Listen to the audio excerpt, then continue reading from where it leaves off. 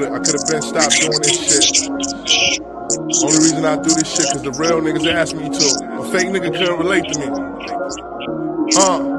Top gunners, check me out. Only us, check me out. Strap her with a kilo, check me out. Put her on the bus, check me out. Stand up nigga, check me out. Always 100, check me out. You can bring the work back, check me out. If you don't want it, check me out. See mama love me, that's my baby. But papa left me, yeah he left me. I put a bitch on timeout if she upset me, that's a fact. Fuck with me, you won't regret me. Still on the mind of every hoe trying to forget me. I get them dags across the border. Your man on trial, but you won't go get him a lawyer. What's up with that? You popping bottles, you getting fly, but you don't send commissary to niggas that's inside. See, we don't coincide, we don't live by the same rules. And we done got hungry, these lanes became food. Real niggas in my corner, you know that I can't lose. And I can't go to jail for a body they can't prove. Got niggas in the fence, they never coming home. Can't never see they daughter, only talking through a phone. And you know we screaming free you forever. Treat your kids like they mine. Wait your turn, real nigga. You get rich in due time. I feel like Nino when he first opened the Carter. Check me out. I feel like Tony when him and Sosa became partners. Check me out. Bring me out crab legs and grilled shrimp for starters. Filet me young for my main meal. I'm a mobster. Ruger rap. Top gunners, check me out. Only us, check me out. Strap her with a kilo, check me out. Put her on the bus, check me out. Stand up nigga, check me out. Always 100, check me out. You can bring the work back, check me out. If you don't want it, check me out.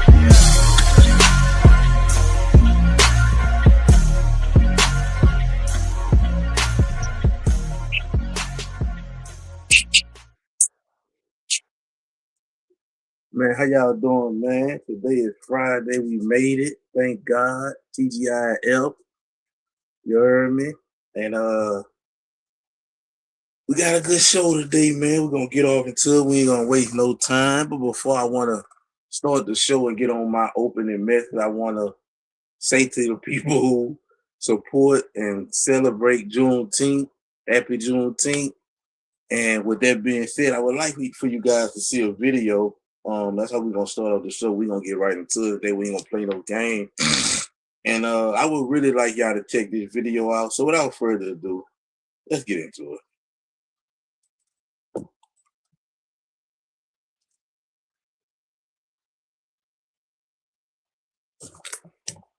Happy Juneteenth, guys. Let's get something straight amongst the Black community, okay?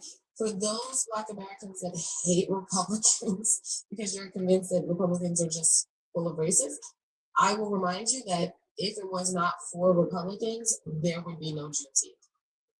Yeah, because Republicans are the ones that freed the slaves in the first place. And then it was Democrats who kept their slaves for 2 full years and had to be forced to finally free them, which is why we have Juneteenth. Right? So let's give credit where credit is due. Number 2, if you are going to consistently say, well, MAGA doesn't support Juneteenth, Republicans, baby, Juneteenth was never supposed to be a national holiday. It was a local, personalized, cultural holiday for foundational Black Americans, okay? It was never meant to be a national holiday. It became a national holiday in 2021 because your boy Biden needed to appease the Blacks. Let's be honest. And instead of giving you the things that he promised you, he said, let's throw them a holiday. That's really it. Prior to 2021, a lot of y'all never even heard of Juneteenth. Let's be honest. It was celebrated locally and personally, similar to Kwanzaa. It wasn't a national holiday, and therefore a lot of people have never even heard of it. So let's not make it some big racial attack because people don't care to celebrate a holiday that has very little to do with it, that they weren't raised to celebrate, okay? Number 3, for the people that hate Christianity, for the Black people that dismiss Christianity because you think that it was the white man's religion that was forced on us and how could God allow slavery, I just want to remind you that if it wasn't for white Christians, slavery would still be going on to this day. Yeah, it was white Quakers who started the abolitionist movement. Okay, and if honestly, if you want to be mad at a God that seems okay with allowing slavery to continue to happen, especially slavery amongst Africans, then you might need to look at Allah. Saying that with a little bit of respect.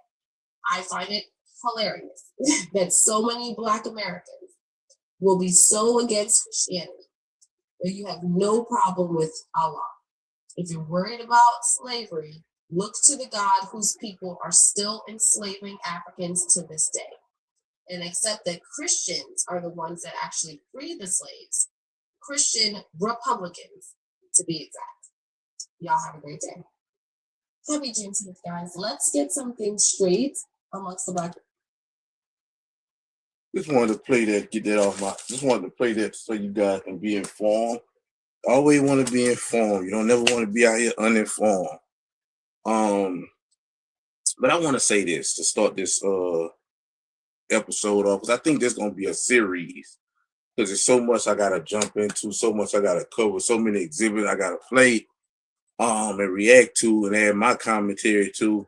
So I think this is gonna be a series because it's a very important time right now. Very, very important time.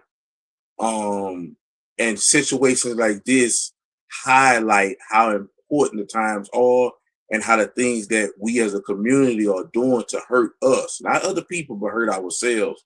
And then we sit there and say, well, why? But we don't realize that our actions in situations like this is that why. So I think I'm gonna make a series out of it. This is part 4. I'm looking right now for it to be a 6 or a 7-part series. I don't know, because I want to do like 2 strict live, just focus on his parents. So this is gonna be probably a decent series. Like I say, the series is important because what does it mean? What does it say about us as a community, number 1? And what does it say about what we're going through as a community, number 2? But I want to start this episode off by speaking on something real quick. And that's the separation and division that has been going on, I want to say probably with the last 10 years since Donald Trump been in office. It has been separation and division with family members, friends, and some spouses.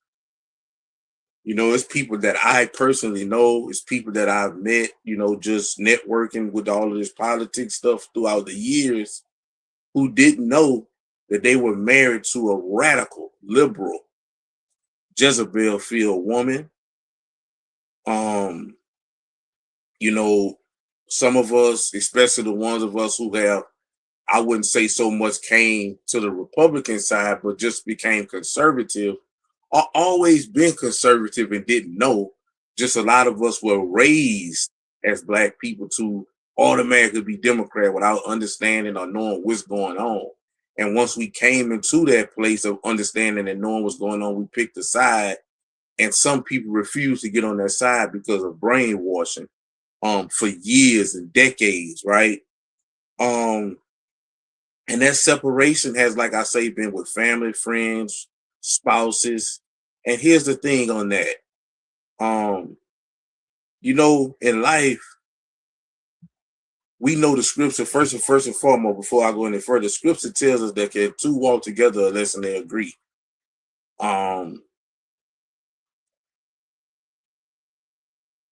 We can have a different color of difference of favorite color. We can have it, and I'm talking about spouse, I'm talking about friendships I'm talking about relationships of anything, right? Relationship just across the board. It's okay if we have a difference of color. You like blue, I like red. We like different sports. You like soccer, I like football.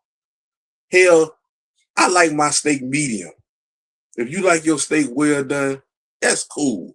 We can coexist.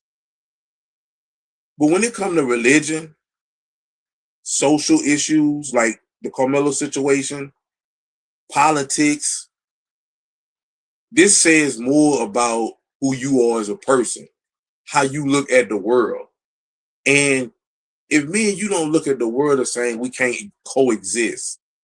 And it's terrible and it's unfortunate that some people didn't know, as I mentioned, who they were living with, who they had procreated with, who they had joined in union as marriage with. And some of these people are suffering in silence. Some of these things have been broken off. And it's just so sad and unfortunate to make you think it make me thankful that I did some of the things I did when I got on this walk and basically put myself not so much in isolation, but very selective of who I share my energy with, for the simple fact that, again, certain views on certain things is not just a we disagree thing. It's a spiritual. It shows me who you are. It shows me how you look at the world. And if we don't have the same, we don't look at the world the same. We don't have the same spiritual makeup. We cannot coexist in my life at this point. And this is for the people who have experienced that and may feel like, man, because see, women have a hard time with this, right? Women are more family oriented than men. Women are more friend oriented than men. So it'd be harder for them to deal with these things versus men. And we all know that over the years, there's some stances that if you took, like you were threw in under the bus, you were basically to sum it up, you were persona non grata. You feel me? And for me, I'm still an extrovert. I'm a Leo. I'm an extrovert. But when you begin to get into the knowledge, like I did, like around 2018, and I become like a rocket. And as I was going up, pieces were falling off. And these people didn't matter who they were. They weren't supposed to be in my life. Because and that's the next thing. It's almost like you can't. There's no making peace. Like there's no such thing as like, okay, I feel this way about that. You feel the way about that. We're gonna coexist, because it get very messy, and it gets it changes everything. And then so what happened was it kind of started leaning toward me like that. Like, okay, so you rather a woman run the country over Donald Trump? Why? Because we know, let's address Donald Trump for a minute. Donald Trump, this is why I know he was God sent, because what Donald Trump did, he separated the wheat from the tare. He separated the real from the fake. You know what I'm saying? Donald Trump, the man, I don't want to speak on that because I don't know him personally. You feel me? I can't, everybody got skeletons in their club. I'm not saying Donald Trump does. All I know from him as a man was he was always helping people. Everybody loved him. That's all I know. But he was a businessman. When you talk about Donald Trump, the president, has been pro-Christ since day one. He has been the best thing that America has ever had since he got in office, the first time and the second time, especially for Black people, right? And so when people sit back and, especially Black people sit back and hate him, or Black people sit back and don't like him, it tells me a whole bunch about their character, right? It tells me that they are go along to get along. It tells me that they don't think for themselves. It tells me that they don't do research. And as an adult, those three things for me are very problematic.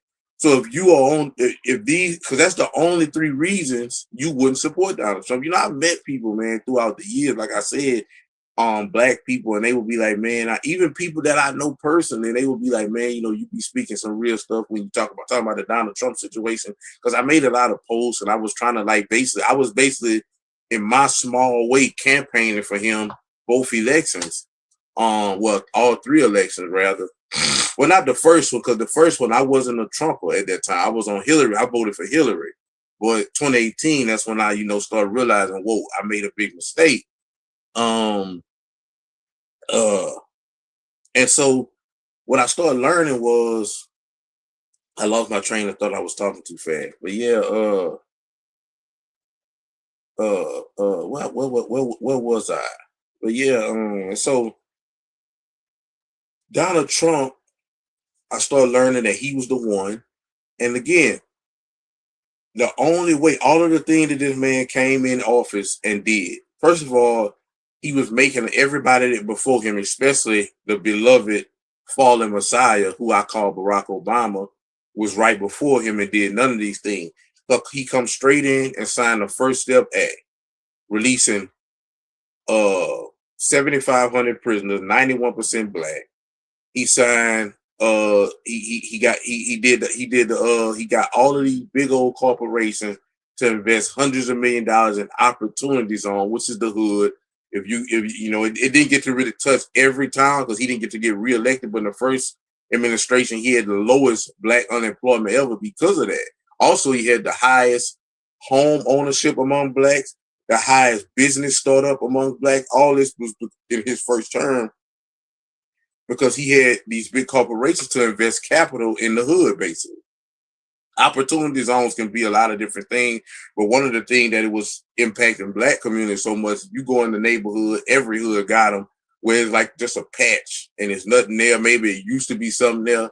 And he was getting companies to invest in those areas because there's a lot of money in those areas, contrary to popular belief. It's just a spiritual issue in those. It's just a low frequency spiritual issue in those areas. And because of that, the areas look bad, but it's still a lot of money there. Whether it be dirty money or clean money, it's a lot of money in any hood near you. It's just a mindset, just a poverty mindset, but it's a lot of money. And if it's not a lot of money being made, is a lot of money can be made because again, this part of town is no different than other parts of town. Again, it's only a spiritual issue. And you may say, well, on the white side of town, people make more money, and that may be true. But again, these people who stay in the hood is several people who come from the hood and get money and they go to those areas. What if they stay in their areas and built their areas up? Because there's several black successful people, lawyers, doctors, and all these people, they could come back to the hood like we was doing as a community before the civil rights movement, coming back to the neighborhood where we grew up at and fixing it up and making it look good. And then we could be living up. And instead, what we do is we get money or we get successful, we go move to the white people area and help them beautify that area. And again, I'm not against that, but when you talk about why black community is in such shambles, it's not because the white man, it's because the black man. But again, I digress. And so, you know, he came in and he did all of these things. And then it was like, for me, it was like, damn, so if he is not a politician and he came into office and did all of these things, why didn't no other president, especially Barack Obama? And Barack Obama had the House and the Senate with him and he didn't do it. And so, you know, it just started maybe. And then after that, I've just been a Trump ever since. And then Trump got reelected. But again, I seen people. And so if you're an adult and you don't do your own research before you make a decision on who you vote for, that's very problematic. If you're just, again, even the celebrities, I would kind of like understand with the celebrities. This is why I respect the Floyd Mayweathers, the Nicki Minaj, and the people who openly came out to support Trump, because the backlash that these people go through just for supporting Trump, you would think they support Jeffrey Dahmer, right? You would think they support Jeffrey Dahmer, but here it is right now. We got our community in shambles because we supporting Karmelo Anthony, who killed somebody.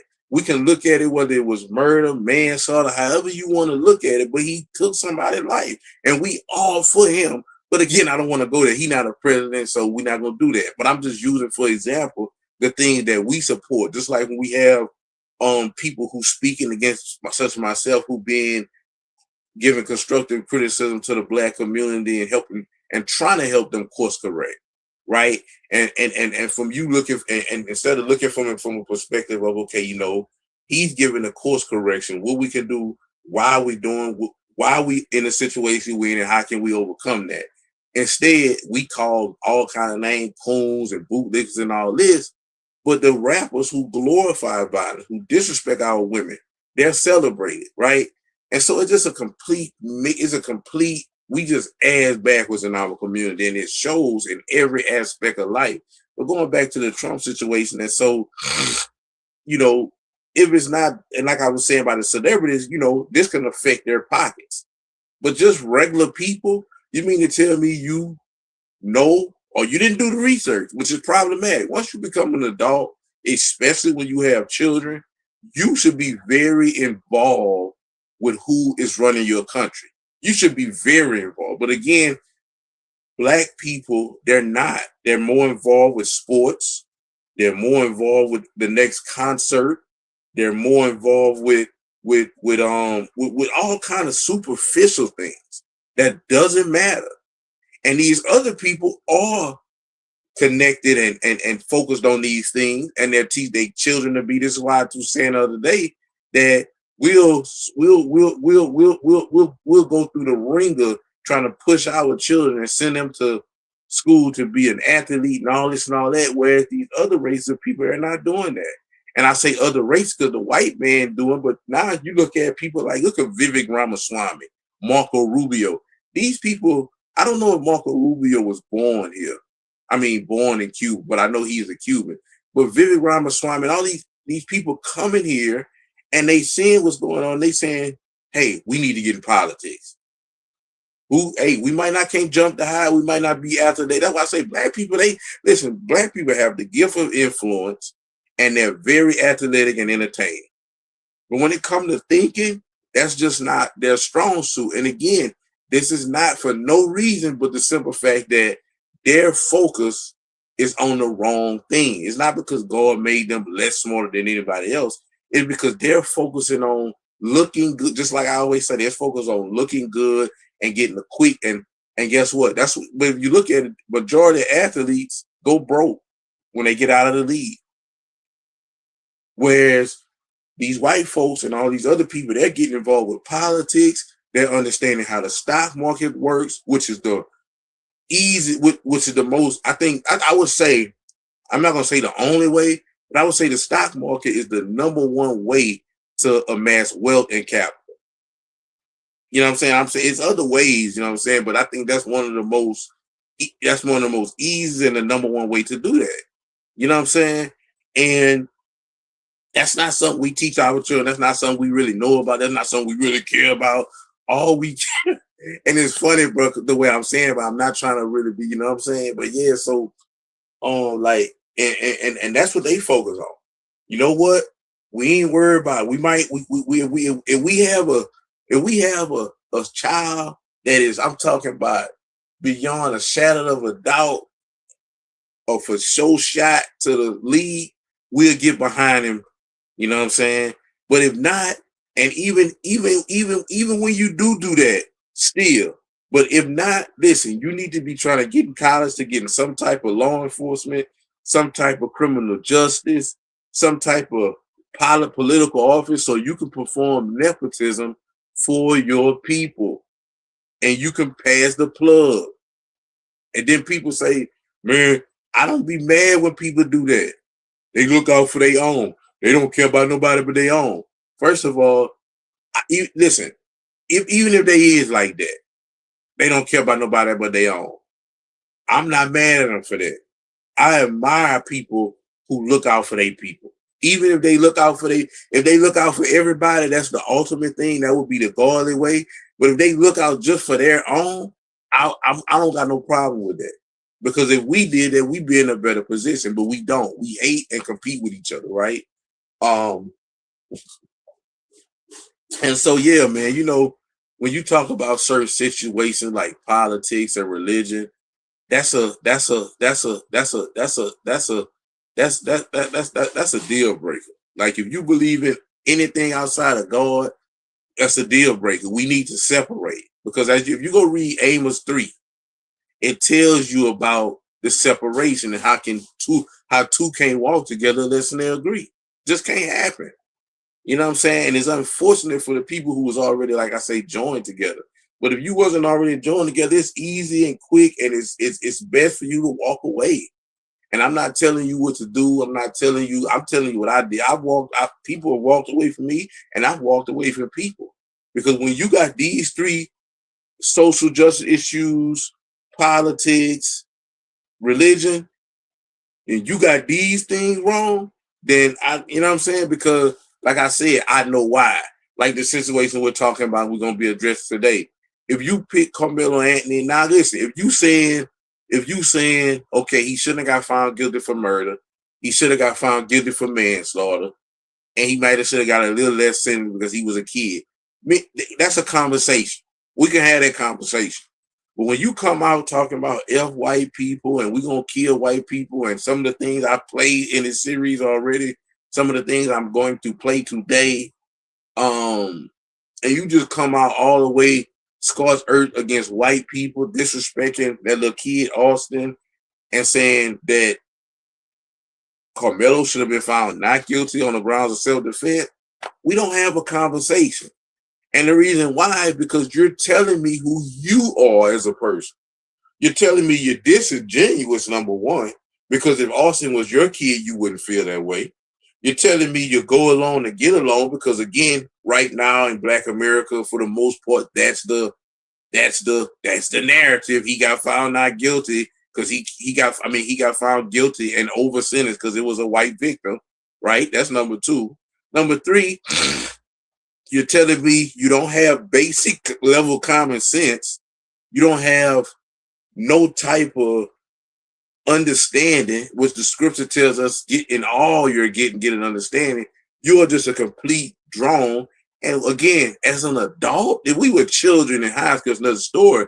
But as an adult, why would I want you anywhere in my energy, anywhere in my space? Why? You're not beneficial in no way. And we know people, you know what I'm saying? When I say beneficial, I'm not talking about financing. You know what I'm saying? I'm talking about just overall. Because I've tried it. I'm not speaking from a perspective of cut and dry. As soon as I start thinking a certain way, I start cutting everybody off. No, I actually tried it. But again, it's going to be very awkward. Certain situations are going to be awkward. And again, these things tell you how people view the world. If I view the world, it's just like I tell people all the time. When you tell a black child that this is a racist country, he's gonna have to work way harder than a white man. You telling this to your child, right? And you planting a seed, and he's growing up. Now he look at the world like that. There's so many of these young men who look at the world like that. And it's so gay and feminine for a man to look at the world like that. Women, we understand. Then this little white boy, or this little Indian boy, or this little Asian boy, and his parents is telling him that, hey, you can be anything you want in this world. You can be anything that you want in this world, especially in America, the land of the free, the home of the brave. So these two people grow up and look at the world from two different angles. You got the black kid, he's looking at it like, man, no matter what I do, I'm going to always be having to work hard. I'm never going to be able to achieve the greatness that I think I should be able to achieve because this is a white man country. And then you got the other kid who was raised different, who believed that he's in the best country in the world and he can do and be anything he wants. So he look at the world like, man, I could take this world by the neck if I want. And guess what? What happens is he manifests and does that. And the black man, he can be the black person. Because you see it all the time. You see people who are lawyers, doctors. These people are successful. They have been they are the 1% of Americans, right? They have gained wealth, all kind of things, and they're black and they're still whining. Why is that? Because this is a seed that was planted in them and they're young. Some of them know better, but that's just financial. That's their grip, and they get paid to do that. Because when you talk to black people, when you speak about race, they just they get in a they get hypnotized. When you speak about whatever you doing, if you bring race into it, you can hypnotize black people. Anything after that, they're gonna follow you blindly, right? And so that's what I wanted to say on that, man. Some things, man, like I tell people all the time, some things is a difference. Some things are a difference in opinion, and some things is a difference in moral compass, right? Some people don't have a moral compass. And over the years, this political climate, these social justice issues, and all of these things are showing it. And again, that's one of Donald Trump's many purposes to be in office, was to expose all of that. That's just like now. Here we is now. And Trump been in office, and first thing people saying, oh, Trump should be focusing on the economy. And like I tell people all the time, the number one thing in everybody's life, in your life, is safety. And you can use your house for example, right? If you have nice furniture, nice electronic, nothing but good, great things in your home, what does it mean anything if you don't have nothing to protect it?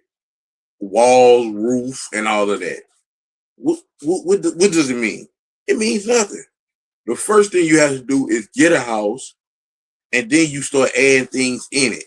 And the house, the walls and the roof of the house protects it, right? And so you talk about, oh, Trump came in office and he promised no more wars. Oh, he promised this. Oh, he promised that. Listen, sometimes things change when you get new information. So I came in, I signed a no tax on tip, no tax on overtime. You know how much people that's going to help? No, we ain't going to talk about that. No tax on Social Security. All of these things that he did do, oh, we're going to look over that. Because he said no new wall. Even some of the MAGAs jumped off the ship. But I knew that Trump knew what he was doing, and I know he was the best one for office. Right? So you got a country, Iran, who have openly said death to America, openly since for 47 years, I'm gonna say, have been beefing and killing Americans. Then Obama getting there, and he sent them all this money to probably help them build the nuclear weapons that they had or they was trying to build. And we told them we have intelligence, and it came down to us that they're trying to build a nuclear weapon. Last year, we bombed them and told them, don't do it again or it's going to be worse. They didn't listen. So Trump had to do what he had to do. He couldn't let these people create a nuclear bomb. You can't let somebody who have burned your flag and said death to America accumulate a nuke. It would be very, very dangerous. Now, let's say he ignored that and said, hey, well, I said no new wars in my campaign, because he also said in his campaign trail clearly he said no more new war, but he said he was asked this in the camp. You got to go look at it. People got to go do their research.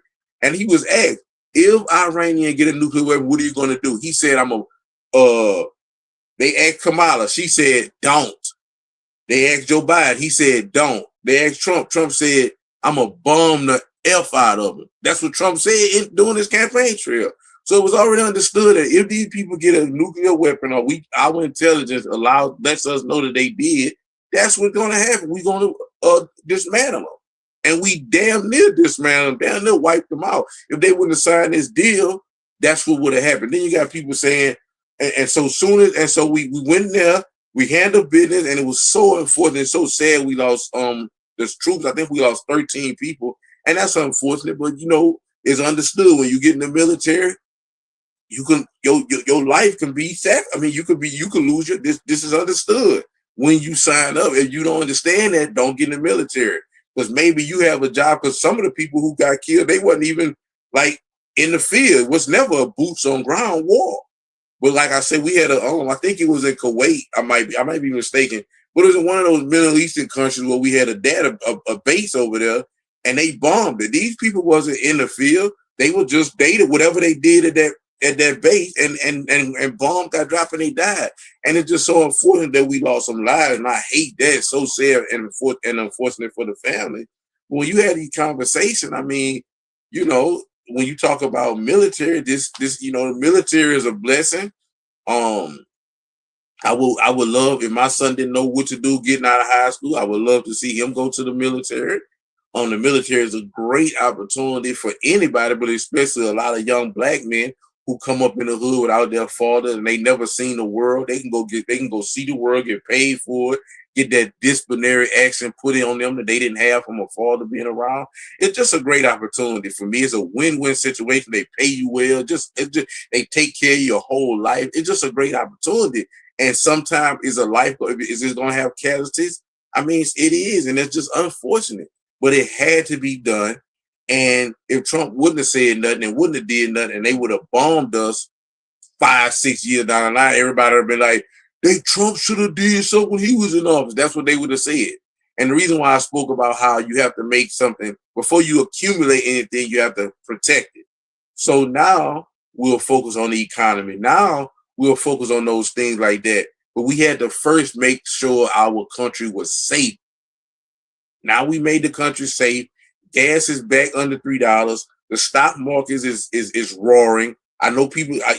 Everything is back to what it was and better, and it's only gonna get better from there. And then people say we lost. We sent money. No, we didn't send no money. That $300 billion was assets of theirs that was frozen. Right? You understand that? In other words, they was closed. We closed them for business. You can't deal with them. So now they come back. So now that they can now they can start back selling their oil. Say for instance, Dubai wanna put a shopping mall in Iran or whatever they want to do. Now they're back open to do that. But we had shut everything down, right? Because people ain't want to deal with Iran because they didn't know if Iran was going to get wiped out. Besides, they didn't want to have no beef with America. So all of their stuff got froze up. So by the beef and the deal being signed, we lifted those froze. We lifted that. And so now they can start back doing business. That's where the 300 million comes from, not us giving them that. We didn't give them one US penny.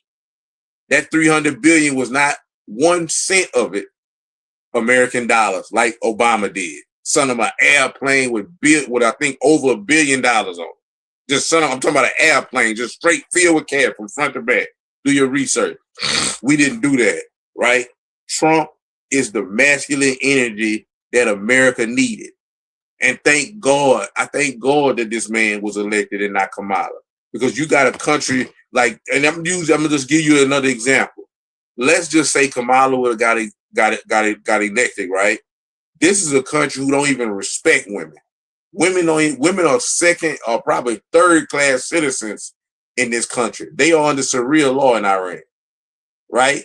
You think they were gonna respect a woman running our country? Not only were they not gonna respect her, they were gonna still be able to. They would have never stopped building these bombs, and I don't know if the bomb would have became completed while she was in office or right after she got out. But if she would have been in office, she wouldn't have did nothing. She would have let these people continue to create bombs, probably send them some money like Barack Obama did, and guess what would have happened?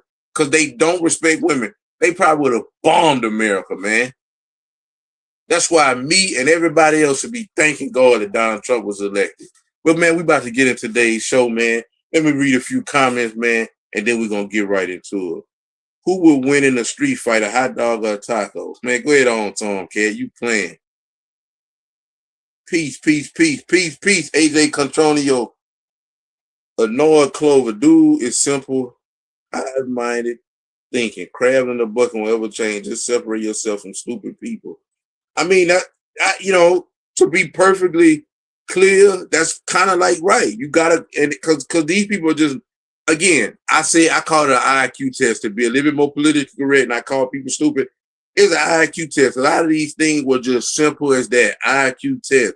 But coming from your perspective, I understand. You just gotta separate yourself from stupid people, no matter how much you love them. Point blank. Period. Adam Klein. Why aren't y'all talking about Maria Murray? I don't know who that is. Inform me, Mr. Adam Klein. Hi. No, it's not. Ronnie Johnson. I don't know where you're coming from. Finally, somebody tell the truth. You, sir, are a brave man. You will not be liked for this. Hey, I'm not here to be liked. I'm not here to be liked, but I thank you for your comment. CH5150 ACDC. I'm not here to be liked. I perform for an audience of one, and that's God. And we know God is the Father of truth. So that's what I'm all about. Let's get into this first. Let's get into a few things. I'm gonna start. But this is part 4 of how the Carmelo Anthony situation makes it worse for Black people.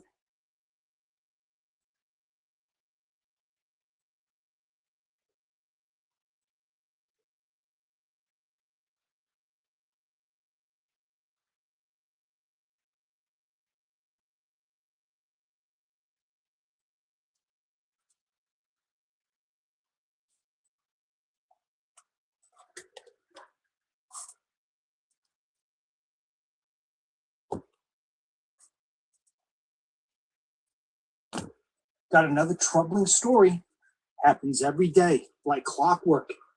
18-year-old black kid, actually black guy, sees a watch being sold on Facebook Marketplace. Wants to go pick up the watch. Who's selling it? White kid, white mom, 40 years old she is. The black guy goes to the house. That's mistake number one on the seller, but that's another video.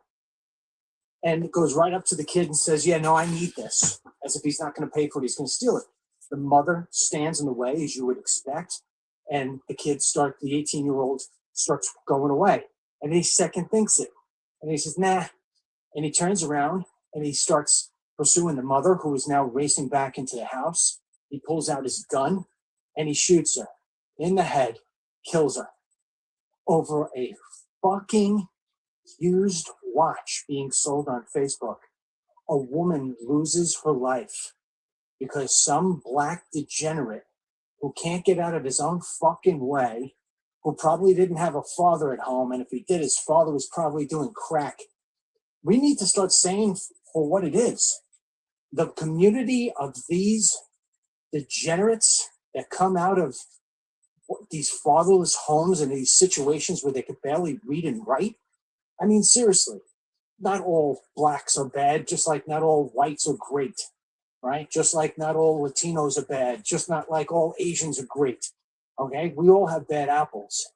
But if you want to deny that the black community has got itself a little extra special issue, then you're just a complete and utter asshole. And until people start addressing this the right way, people are going to keep on getting killed for no reason. The number one cause of death for black men between 0 and 40 years old is homicide. You don't see the issue here? And when I say you, I'm talking about the leaders in the black community. I was a guy who consulted for Ben Carson. I got no issues whatsoever with what your color of your skin is.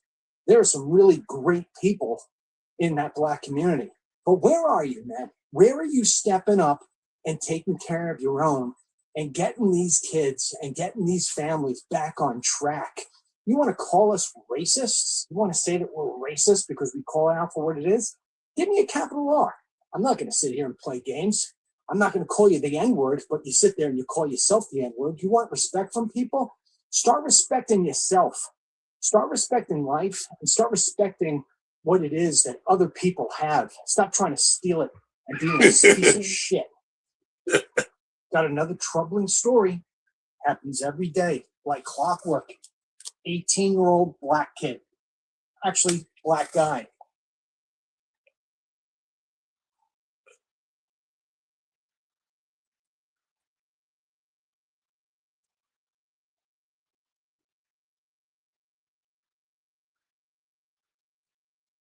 Black morality is based on white imperfection.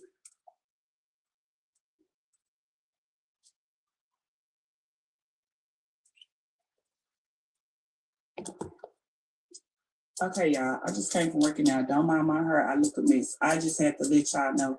It's new information. Breaking news has been released on the Carmelo and Austin's case.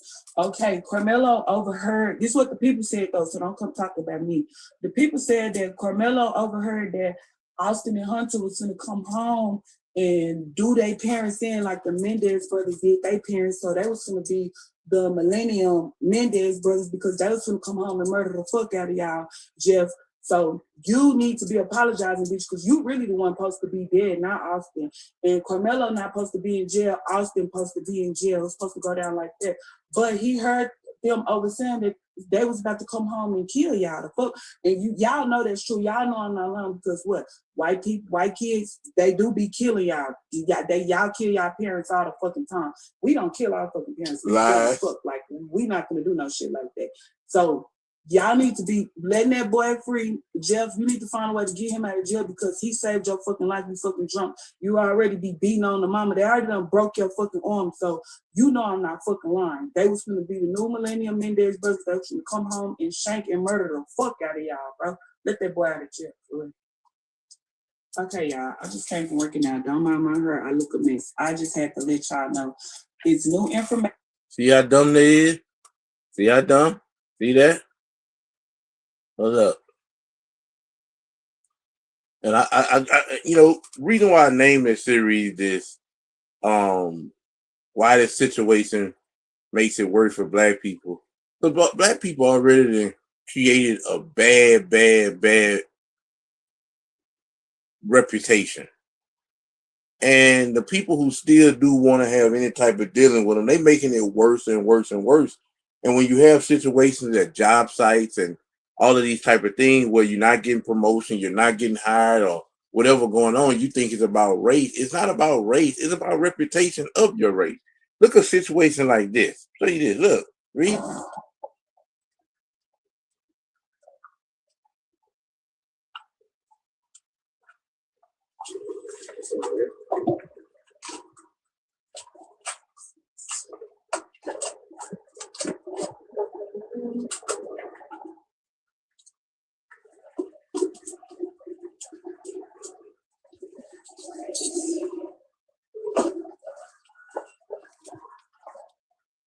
I don't know if y'all can read that, but it says Florida woman facing over 500 years in prison after police say she unlawfully accessed court database more than 100 times to alert drug trafficking suspect they were being investigated. I'm telling you, bro, black people are a mess, man. Black people is a mess, bro. People don't want to deal with them. It's just too much. And they think, and then the first thing they go to is rape. No.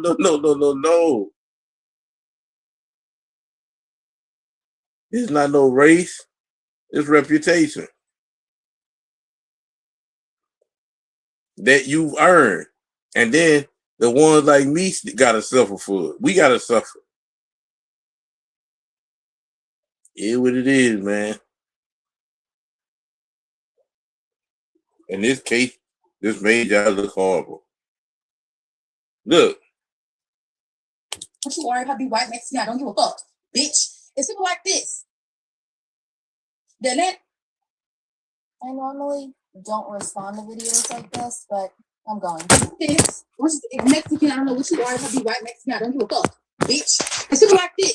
They're letting that shit go on the motherfucking corner, but you see how racist that shit is. So then y'all want to say how we introduce ourselves? Okay, yeah.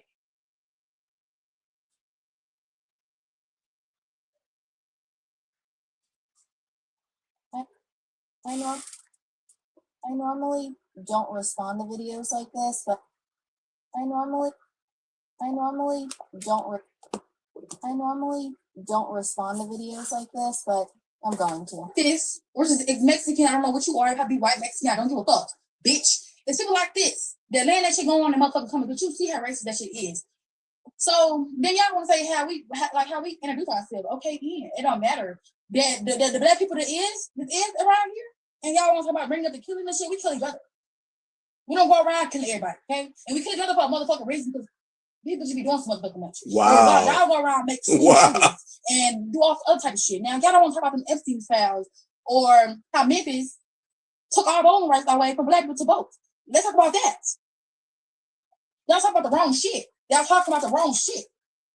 Let's talk about how Donald Trump eating kids. I know, there's a lot to unpack here. And I just want to be clear about something first. She goes on nearly a 4-minute rant, and the reason she made her video was not because of my video or what I said in my video, but my comment section, and because I don't go through my comment section deleting comments. I don't know about many other creators, but I don't spend time doing that. I also don't spend time in my filtered comments either. And she said she was 19 years old, and she's clearly very misinformed and very ill-informed. But she made a comment that she lost her rights to vote there in Memphis. So when it comes election time, if you were a registered eligible voter and you go to vote and you get turned away because you lost your right, you let me know, okay? I would be more than happy to have that conversation with you. You want to know why we won't be having this conversation again? Because it's not going to happen, because it's not true. She goes on to say that we're talking about the wrong stuff. Nope, if she was following my page, she'd realize that we talk about a lot of different things. And it's also likely that if she was following my page, she would be better informed. And Donald Trump is eating babies? No, he's not. Maybe those weirdos in Hollywood, but not Donald Trump. And just for the record, not Mexican, but I guess I'll just keep people guessing.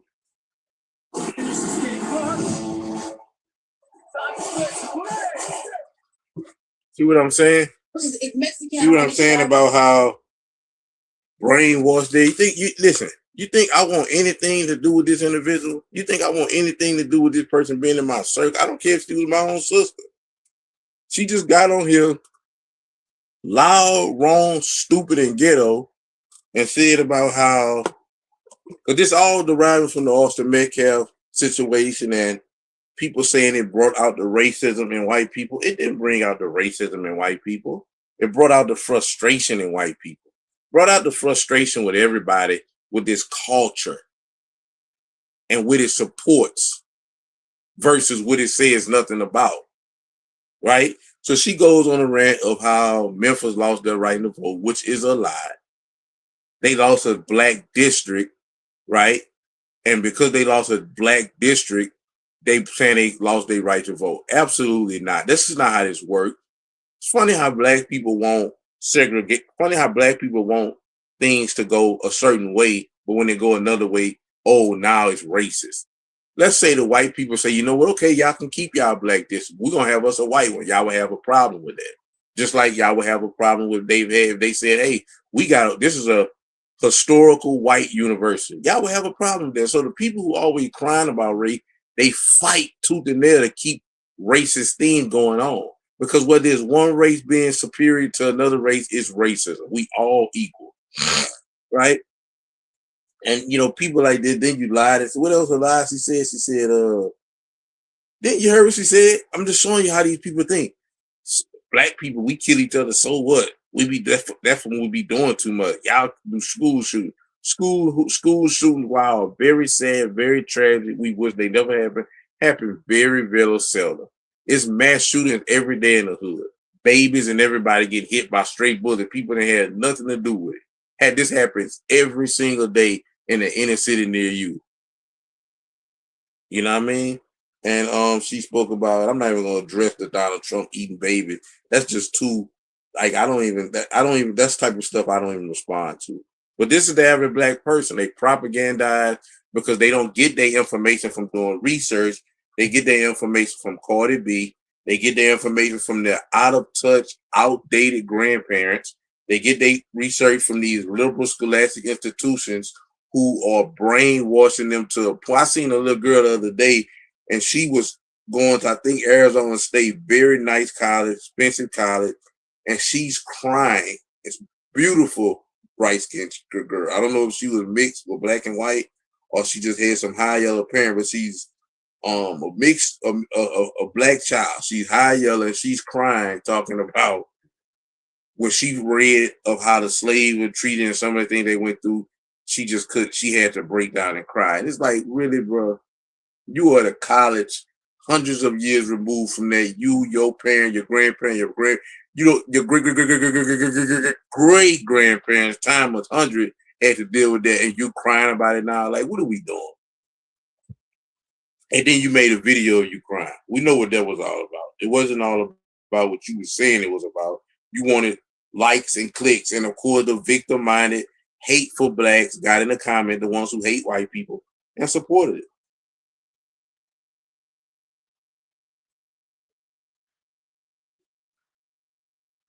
This black man is openly calling for black people to start deleting white people.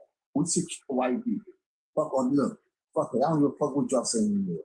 You can say this hate speech, whatever, but I hate these motherfuckers. It's time to start killing these motherfuckers.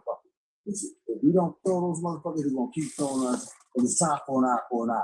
Fuck it, let's kill these motherfuckers. Look how brazen they're becoming. No code words, there's no subtlety, just straight up calls for racial genocide. This is the direct result of years of Democrat policies and coddling that have taught an entire generation that white people are the enemy and that there are no real consequences for this kind of rhetoric. And Carmelo Anthony stabbing an unarmed white kid in the heart, that's totally justified.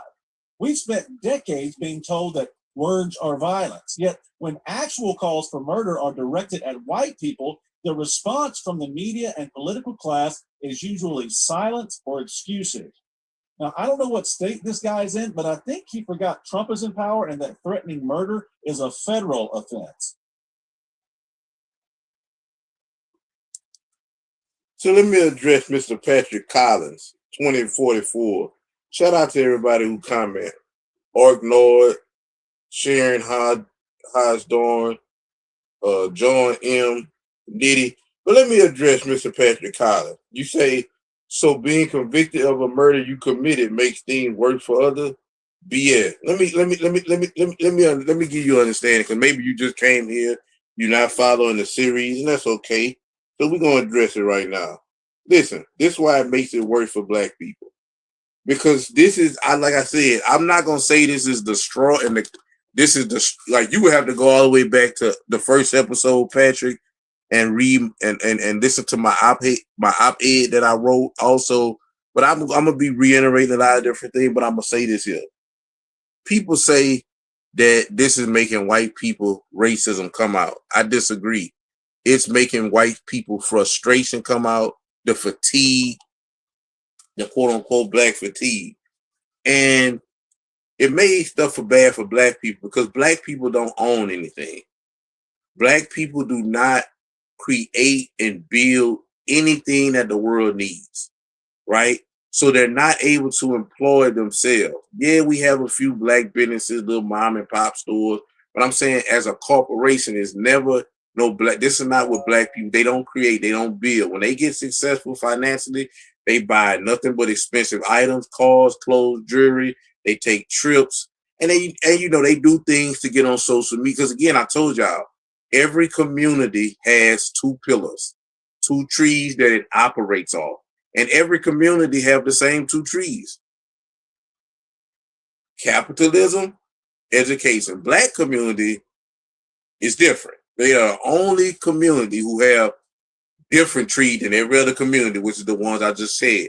And their two trees in their community is social media and social justice. And so everything about them, that's what it's about. So when they get money, all they're about is social media again and social justice, things that they can get on social media with, things and stuff like that. They're not created on building and creating. So the people who build and create and provide opportunities and employment for the United States are majority white people. And when you are pissing these people off by doing the thing that you're doing, coming out and accusing them of being racist, attacking them because you're saying that they was on the jury, and just completely going all in supporting Carmelo with violence, with just the fact that you supporting a young black man who was convicted because he killed a white boy, it pisses white people off. Not to mention, it's people that still pissed off, including myself, about the Charlie Kirk situation. But I'm talking from a white perspective, because a lot of white people understand that a lot of times these black people are taking these stances strictly because the victim was a white person. And when you piss off the people who, if you piss off the quote unquote boss, the people who run in America, it's going to affect you. And again, I always say this, the white people are not black people. They're not, will they have some time where it turned out bad? Like the guy in the Carolina who went in the black church and killed up all those people, the Emmanuel 9, the white supremacists who shot up the Buffalo grocery store, killed all black people. Will it boil over in situations like that? But for the most part, that's not how white people operate. They handle things diplomatically. They handle things with more tact. So guess what? We're gonna bust y'all up systematically. Y'all want to play this game? We're gonna bust y'all up and deal with y'all systematically.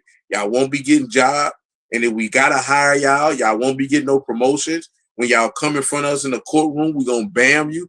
Black people and the hate for white people is what got Carmelo 35 years. That judge would have been more lenient on him. He could have got sentenced anywhere from 5 to 99. But when people made this about rape, they lucky the judge ain't hit him right in the middle. But the judge said, I'm gonna go a little bit beneath the middle and bust his head with 35. And this has been happening all over the country, even situations that I could be wrong, but because I don't really know all the facts. Only thing I know is what the media say, and I don't really believe the media that much. But the media said that this young man, Cyrus, was chased down over 100 yards. That means they chased him longer than an NFL football field to murder him. and got found not guilty, I think that was that's what you get, black people. Because again, white people are, for the most part, I'm not saying there's no white racists, but I'm saying for the most part, white people are not racist. But guess what white people are? They're human beings. And everybody at some point, white people are not God. They are human beings. So at some point, everybody get tired of being bullied and getting poking the bear. And when the bear attack, oh, he racist. No. He's been a human being. He's tired of being bullied.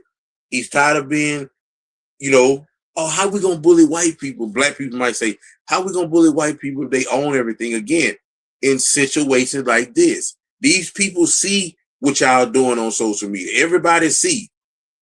Y'all getting on these social media apps that the white man created, on his smartphone that he created, using the internet that he created, and you talking about him and you're justifying that this little kid, Austin, murder. You justifying Charlie Kirk's death. You justifying the fact that Trump should have been murdered. You're justifying all of these things, and you're hurting yourself because you don't own nothing. And people are sitting back, the white people sitting back, and they looking like, okay, that's how y'all want to play it? I'll see y'all Monday in court. This is why you've been working, you black person, yeah, you've been working at that company for 20 years, 30 years. And Ling or Lee, Maria or Jose, Amid or Mina, yeah, the Arab, they come in the company and take your position and get the promotion that you were supposed to get. Because black people as a whole have become persona non grata. And even the ones who don't support this type of mindset but remiss to saying anything, they guilty too. That's why every chance I get, I'm going to speak about it. Begin not to bootlick or none of that, but I need my black people to see and understand why things like this make it worse. Because again, black people could have just shut up. With nothing wasn't wrong. Okay, if you feel that way, get on the phone with your friend and talk about it. Talk about these things in the privacy of your home, what social media have done. And I believe, listen, man, you can call me a conspiracy theorist if you want. I believe social media was the last nail in the coffin for Black America. Because guess what? You gave people social media, people who don't know how to manage their emotion, people who don't know, people who have very low IQ, you gave them an opportunity where all they got to do is press a button and press record. And that was the worst thing that could have happened to black people, bro, in my opinion. Because they just get on here and just do and say anything. And everybody watching. The world, America is watching. You don't own nothing, black man, black woman. You don't own nothing but material items. That's it. You don't own no corporation. You don't own no business. You don't own nothing that employs hundreds. You may be a CEO. Oh, I know he a CEO of Taco Bell, black.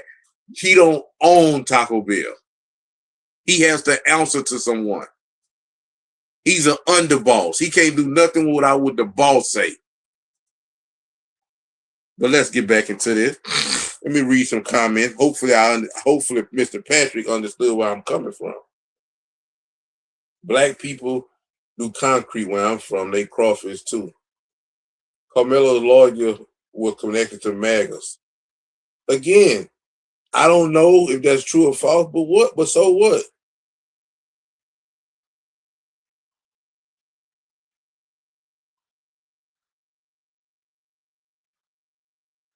And this is what I'm talking about. People like Mr. Count Pimpula. He said, you blackity blacks are dumb. As a black man, it's so embarrassed to watch you make a mockery of us.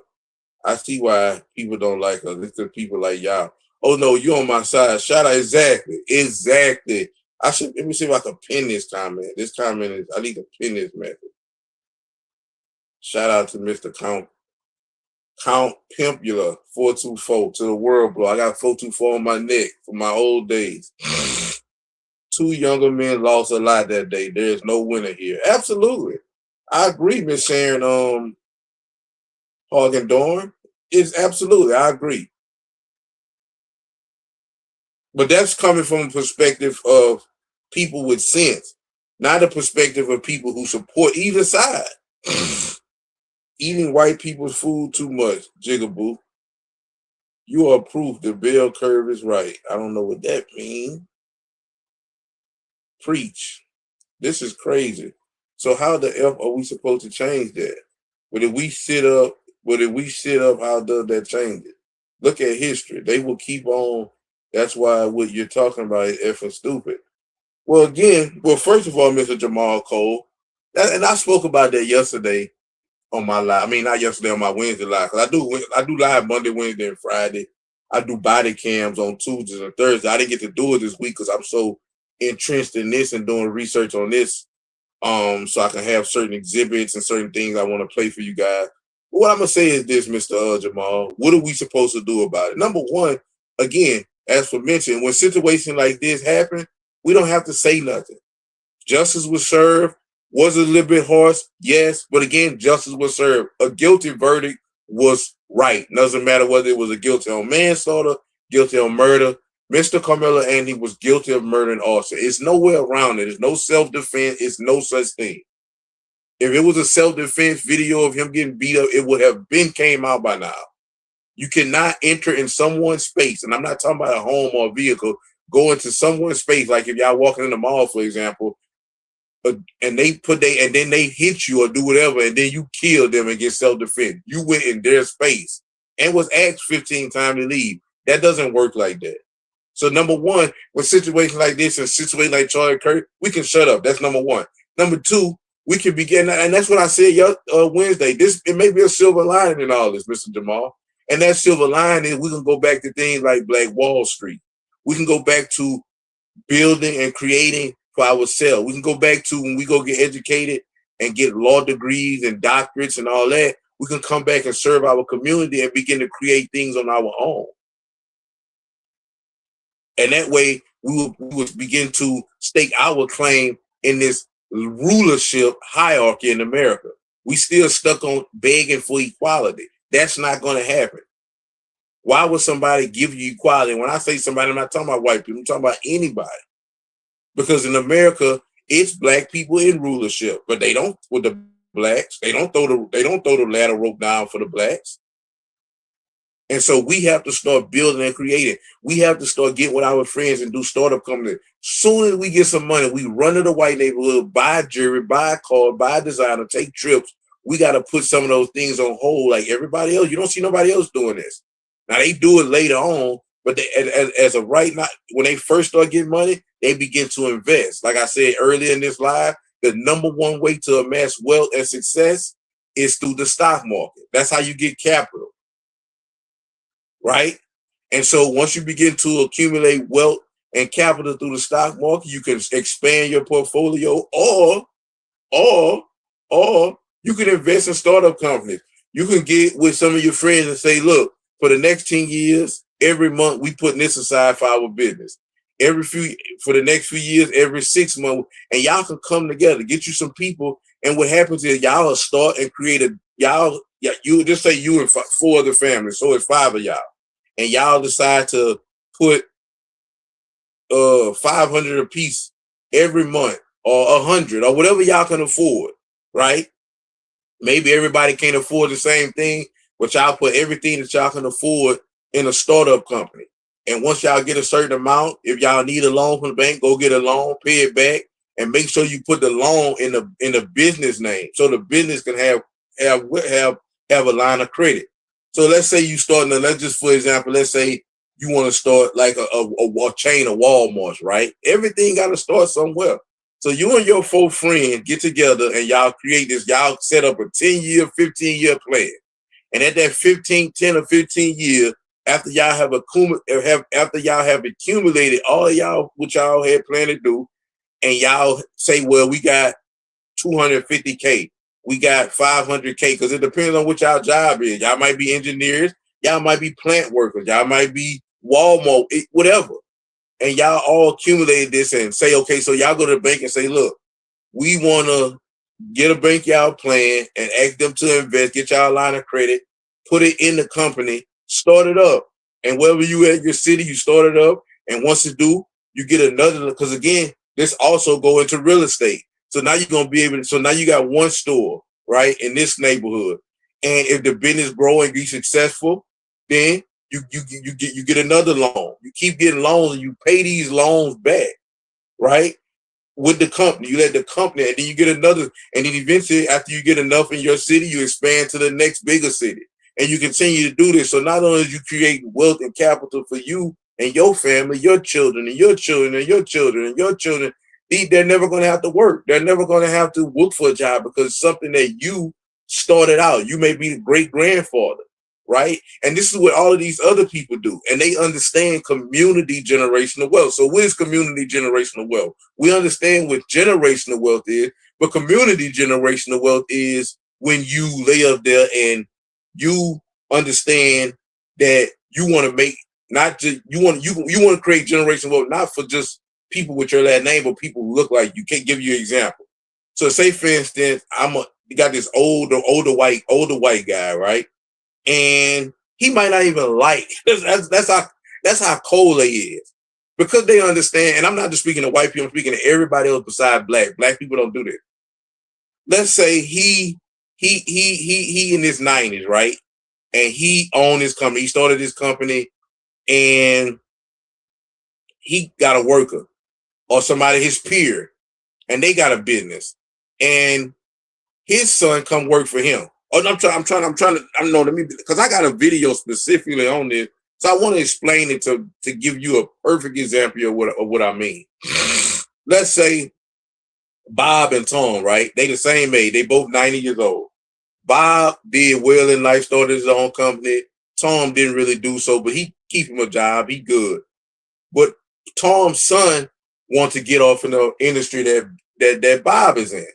So even though Bob and Tom really don't get along, he'll give his son an opportunity, right?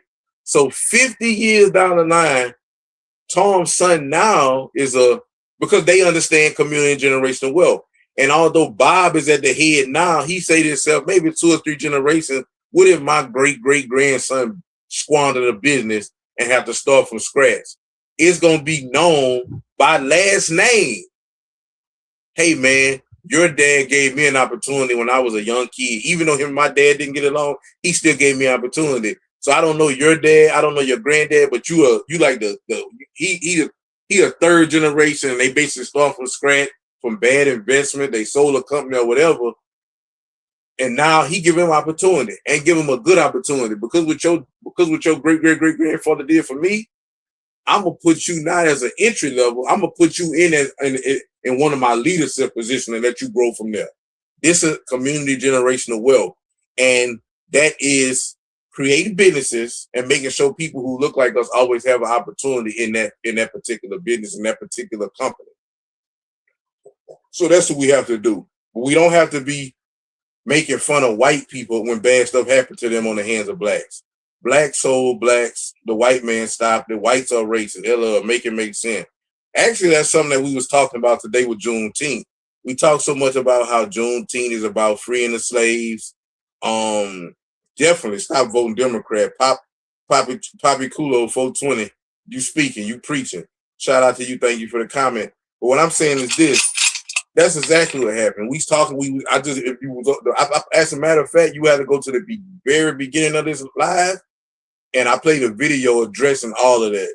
That the blacks sold the blacks, the Africans sold us into the slave trade, right?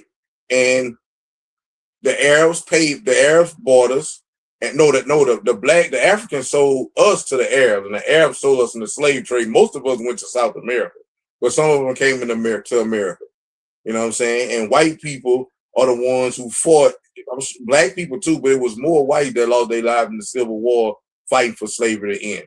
It was Democrats who wanted slavery to continue, and it was Republicans who stopped it. But let's continue. Do your research. But like I said, I got a video at the very beginning of this live addressing that. Let's continue. I think you should do your research before you come to social media. Beauty is an eye of the beholder. Explain, because I've done research so much until not saying I can't do more, because there's always more. You know what I'm saying? When you stop learning, you stop growing. But but can you Can you expound on that comment, Miss Beauty is Miss or Mr. Beauty in the Eye of the Beholder? Ryan Jones saying, "Yep, the bad 10% is what people see, and it ups it up for the rest of the 90%. Kool-Aid black folks. All races got bad ones, but someone put the camera in the face of the worst in a safe point of view. 1,000% correct. Shout out to you, Ryan Jones, for that comment. That is 1,000% correct. And the thing about that is, every community have its bad and good. We understand that. With the problem with the black community is their bad overrides their good. Every other community, their good override their bad. And then not only do our bad outright our good, we validate it and say, hey, it's because of what happened to our great grandparent, especially when it's concerning the white person. Which you 1,000% correct. So if you feel threatened or your life is harmed from someone who touched you, first you wouldn't hit back. That's a great comment. You know why that's a great comment? Because you're 100% correct. But I will say this: I should not go into your space and then say I feel threatened. But let's just say we just gonna go off what you said. Why? Who touched you? You know, you say so. If you feel threatened or your life is harmed from someone who touched you first, wouldn't you hit back? Right. I would hit back, not stab or shoot back. That's what Carmelo messed up at. If he'd have fought Austin, we would never be having this conversation. Let's continue. You aren't allowed to walk up to someone and claim self-defense. Thank you, Mr. Tiki. Dug it fresh. Also, if he was also scared, why didn't he just leave? Absolutely. Carmelo is exactly where he belongs. Absolutely. Hard, but it's fair. Walk up on someone, walk into a tent because it was raining. It doesn't matter, Beauty, it's not his tent. That's like me walking down the street, and that's like me, I'm going to say driving down the street. If I'm driving down the street and it's raining and I don't want to drive in the rain, I can't just pull up into some random person's driveway. And if I do, and that person allow me to stay there, then there's no problem. That person come out and say, hey, ma'am, or sir, well, me, I'm a sir. They come out and say, hey, sir, could you move your vehicle out our garage, out our carport? And I say, no, it's raining. I'm parking to the rain stop. And we get into a verbal altercation, I shoot them. There's no such thing as self-defense. I'm not even supposed to be in their carport. Is that hard to understand? Or am I not explaining it right? Carmelo killed Austin. Austin was a bully. He got his justice. All right, keep that same energy for your child or loved one if it happened to them. So I'm not going to address you. What up, Cheesehead? You know what it is, baby.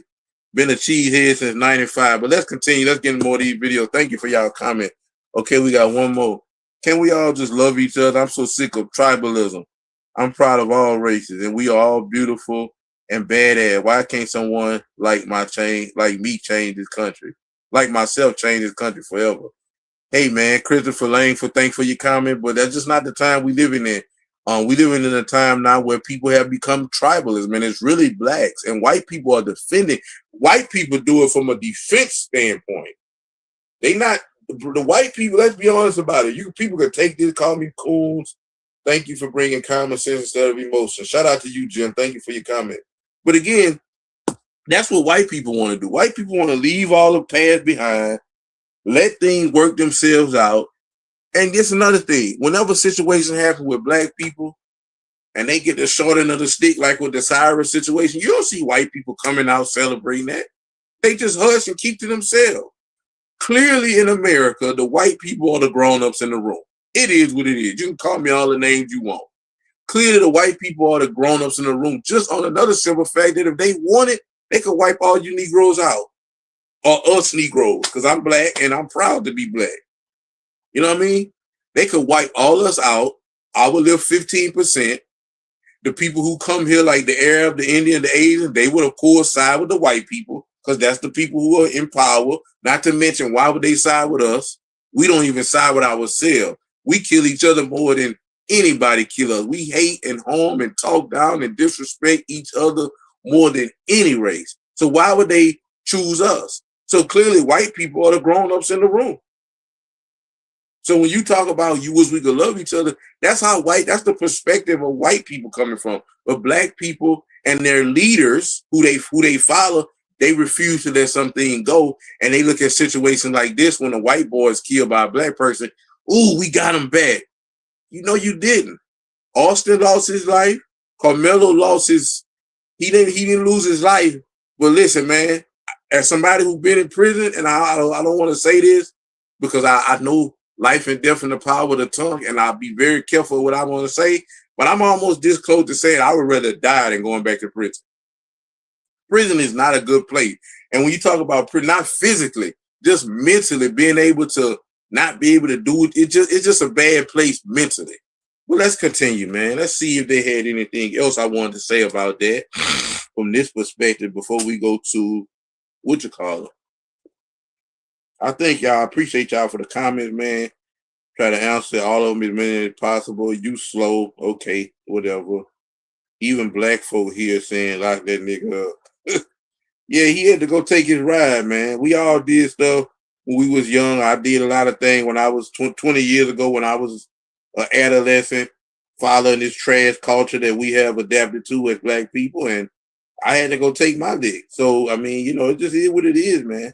It is what it is.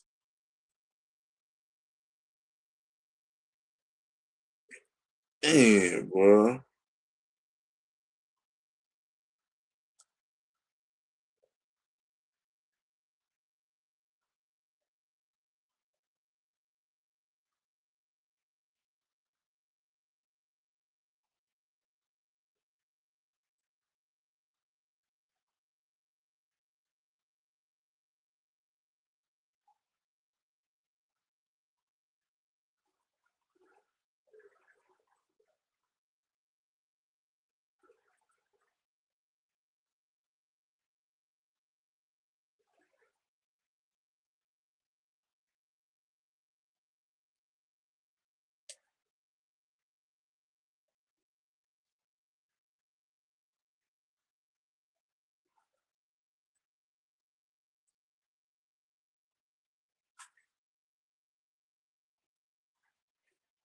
Russell.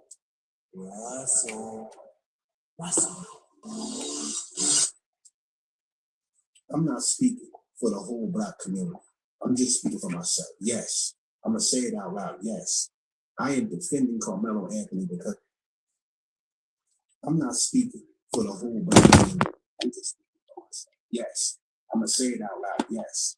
I am defending Carmelo Anthony because he's black. I'm defending him because he's black, because you attacked him because he was black. You decided that he was a thug because he was black. You decided that. Now, see what I'm saying? See how dumb they is? And it really, like I always tell people, it's really troubling when you see the black men like this. Because they are the ones who's supposed to be a leader of the community. We know that they're not. We know that the black woman has took leadership over the black community by default because of weak men like this. But I'm saying, bro, this is look at this man. I don't know if he gay, his voice sounds kind of weird, but I don't know. But bro, look what he's saying. And he have no evidence what he's saying. It's just his hate and unforgiveness to white people. But let's continue.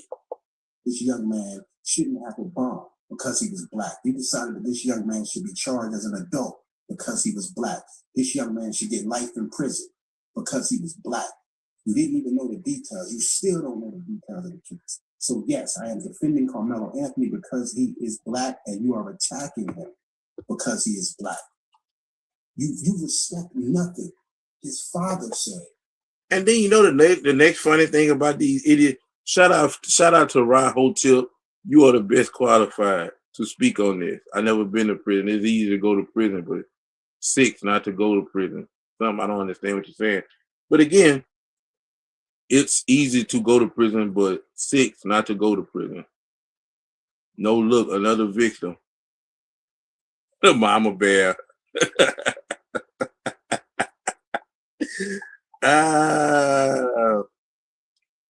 Like, comment, subscribe, man. Give me some like, comment, subscribe. Like, comment, subscribe, please. Let's continue. He didn't think this was a black or white issue. He didn't want to politicize. And this is the thing. They will come out, and this I'm just showing you the black mindset and how they ass backwards. They will come out in solidarity and support of something like this, but they won't do it for something positive. For something positive, they won't do it. You see what I'm saying? All the positive stuff I've seen, all of these people talking about they got this amount of money in support of Carmelo and all this and all that. What about all of these children that's out here in the hot summer with signs up asking for money to be donated to they football, they little league team? Right? What about that? Nobody helping them. You know what I'm saying? Nobody helping them. What about all of the children that die every day from stray bullets and from stray bullets and all the black on black crime? Nobody supporting them. These mamas gotta bury their sons the best way possible. If it's sell plate lunches. What about all of the children that just got off of, that just graduated and they don't have no money to go in college? What about all of them? But no, we're gonna put $500,000 like Boosie and Cardi B and all. We're gonna put all our money in support of Carmelo, somebody who killed a white boy. And it's only because it was a white boy that was killed. Because we know if he was black, it's black men every day who getting hella time for all kind of stuff, and they not saying nothing and they not helping them. So they only come together when it's something silly. And they just show the whole world how stupid they is. Let's continue. You turn it right around and you politicize it. You make it a black or white issue. And you think Black America is supposed to just sit back and let you find this young man guilty in the court of public opinion before he could even get a fair trial. Now, it don't work like that. It's cause and effect. You attacking him because he's black, I'm defending him because he's black. That's how that works. You still looking for your Trayvon Martin. You still looking to get even. You just have to be the victim. Y'all need to grow up. You need to grow up and have an honest conversation about race relations in America. You need to get honest with yourself. And some of you people probably were allies back in 2020. Some of you people probably were on the internet going, if Black America would just educate us on what it's like to be black in America. Until something like this happens and the true you come out. So yes, I'm saying the loud part out loud. I'm saying the quiet part out loud. Yes, I am defending Carmelo Anthony because he is black, because you have attacked him because he is black. Wait. So we got to talk about the Carmelo Anthony trial, which is coming up here this week. Is going to not be televised.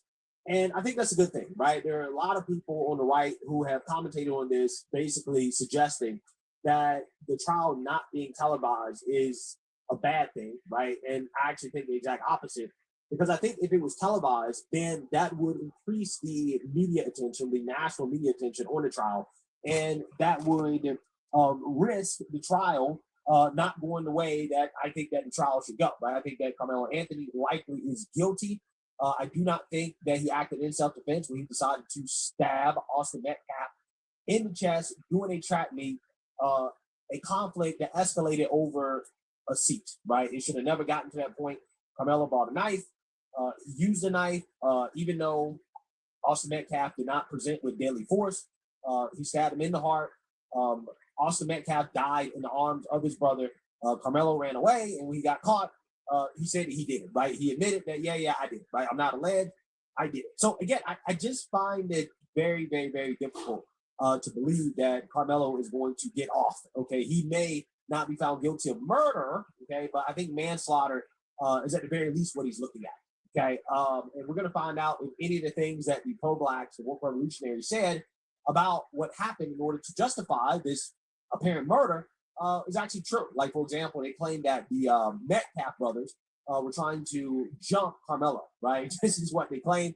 This is a rumor that was spread on the internet, even though there's no evidence whatsoever to back up that claim. But again, they came out with all types of stuff, excuses in order to defend Carmelo.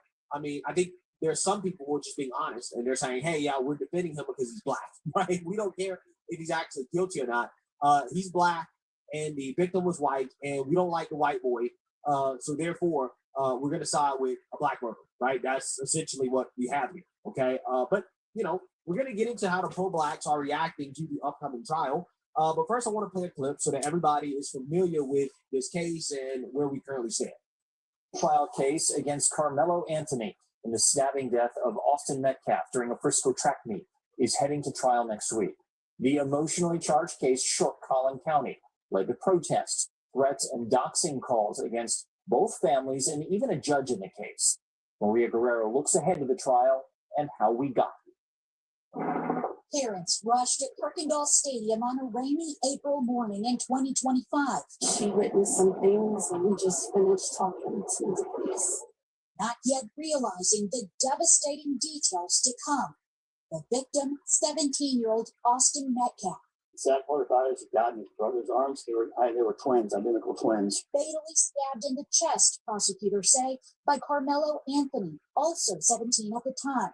By all accounts, the two did not know each other. The confrontation reportedly over Anthony, a Centennial student, sitting under Metcalf's Memorial School team tent and told to leave by Metcalf. Things turned physical, according to witnesses, even after Anthony reached inside his bag and threatened, "Touch me and see what happens." Jurors will likely see surveillance video showing only a burst of action at a distance.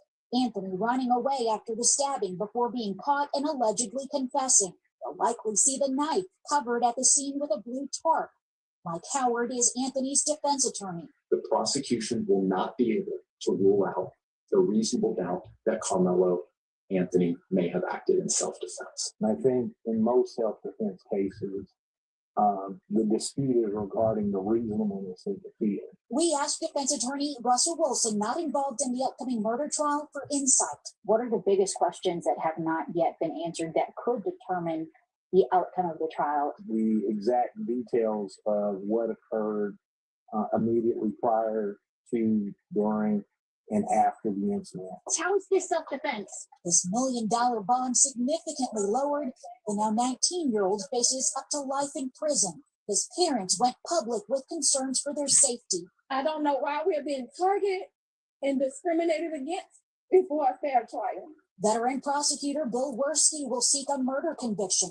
Judge John Roach not allowing cameras or audio inside. I'm personally in favor of more open courtrooms because society needs to know what happens in a courtroom. Maria. Yeah. Again, if we live in a normal society, I would agree. I would say, yeah, I mean, generally speaking, I would like trials to be televised. I mean, let's be honest. For me personally, as somebody who could live stream the trial, who could, use clips from the trials and my videos, yeah, it's not in my best interest, right? Personal best interest for the trial not to be televised, but it's not about my own personal best interest in regards to, how I think this should play out. It's about the fact that we've seen what happened when you have these highly publicized and televised trials that get national news attention. You have the national news trying to sway the outcome. And we all saw what happened with Kyle Rittenhouse. Okay, thank God that trial had the correct outcome, especially for the Second Amendment. But in this case right here, yeah, I mean, I don't want to see that, right? I don't want to see anybody try to intimidate the jurors or anything like that. Like, I think that ultimately at the end of the day, it's better for this trial to stay low key, right? As low key as possible. And quite honestly, I'm hoping that it doesn't turn into what it was, this giant race war when it first happened. Okay. So with that being said, let's react to the pro-blacky blacks who are in full-blown panic over the fact that this trial is coming up. It is likely that Carmelo Anthony is going to do a lot of time in prison for his crime. Because again, these people are supporting Carmelo just because he's black, right? They can't come up with any real reason why Carmelo acted in self-defense, right? Legally speaking. So again, they just default to, well, he's black, he's one of us, so therefore we must support him. The Carmelo Anthony trial is in June. The 17-year-old who was charged with unaliving Austin Metcalf in Frisco, Texas. And I just want to let y'all know that this is the biggest leave black people alone case that we've seen in years. This case sets precedent because everything about this case was about leaving black people alone. It's unfortunate. Listen to these people, right? Listen to these people. It's actually unbelievable. Oh, trust me, Greg. The world is listening, and that's how they making it worse. Everything about this case revolves around leaving Black people alone, right? When Carmelo Anthony is the one who went and sat under a tent, right? That did not belong to him, right? It had nothing to do with him. He sat on somebody else's tent, taking up space, okay? And he was asked to leave, and he didn't leave. Investors start change your Bitcoins instead. That way, every time you spend, you can add that towards your future. Okay? And he was asked to leave, and he didn't leave. I'm not sure how you come away with leave Black people alone as the takeaway here, right? That's what this is about. That somebody lost their life. But this would never have happened if they would have left Carmelo Anthony alone. It don't matter that he was under that tent. It don't matter what he had in his book bag. When they asked him to leave and he refused, if they would have just walked away, this doesn't happen. This does not happen. But we know the entitlement. We can tell you where you can sit, and if you refuse, we can remove you. Well, I mean, you know, they have tents and assigned seating for a reason. And this is especially important when you're talking about track meets. People's stuff gets stolen. So absolutely, we've all been in high school before. Carmelo was sitting under another team's tent, and they were just freaking out for no reason. It's like, well, have you ever played sports? Right? Have you ever participated in a sporting event where you have these hooligans walking around, these young scholars walking around, stealing people's stuff? That happens. So, yes, it makes sense that rain or shine, right? The people, the team who is responsible for the tent, whose stuff is under the tent, is going to tell some sketchy Black teenager, hey, you need to leave, right? That you can't sit under this tent. I'm sorry. And they certainly have the right to do that. It's about protecting their stuff, okay? Protecting their property, which people have the right to do. What Carmelo does not have the right to do is to stab people in the heart because of that, right? That's who stepped out of line. But you can't. But you can't. And this case says it all. This case says it all. They said so many negative things about this young man. This young man wasn't a thug. This young man wasn't in the streets. This young man wasn't a gang member. This was an above average student, a student athlete. He graduated. He's in college. This was a good kid by all accounts. Oh, I'm sure he was an angel. He was an angel. He didn't do nothing. Well, he wasn't no angel. He never did nothing, right? He never did nothing. That's for sure. Okay? Randomly stabbed another teenager in the heart, right? Because again, he's an angel. That's what these people want us to believe. Amazing. He didn't just turn into a murderer overnight. Yeah. But let's be honest, we know what this is about. We know what this is about because these are the same individuals who carry firearms and they will put you down in a fist fight. You could be unarmed and they will put you down. But they don't understand what happened with Carmelo Anthony. That they don't understand. But we know what this is about. No, what you don't understand is how self-defense works, okay? You cannot use deadly force when you're presented with a non-lethal threat, okay? You cannot do it, okay? That is like foundational to self-defense. He doesn't understand that if you kill somebody, right? If you and that's probably somebody's daddy thinking like that. In a fist fight, yeah, you're probably going to. Imagine that being your dad, and that's how he thinks. That 9 times out of 10, he's somebody's daddy. Just imagine that. Imagine that being your father, and that's how he teaches his son. And he'll be the same dude that if his son get on here and get killed by another black man, he won't say nothing. But if his son was to be a Carmelo Anthony, he'll be supporting him, all crying and asking us, other black people, to join arms with him financially and support-wise to support his son. Well, this is what he's telling his son. Instead of no. Carmelo was wrong. We gotta learn we gotta use situations like this to learn how to manage our emotions and our emotional intelligence. No, let's double down on stupid. And again, This is the people who are fathers in our community. Let's continue.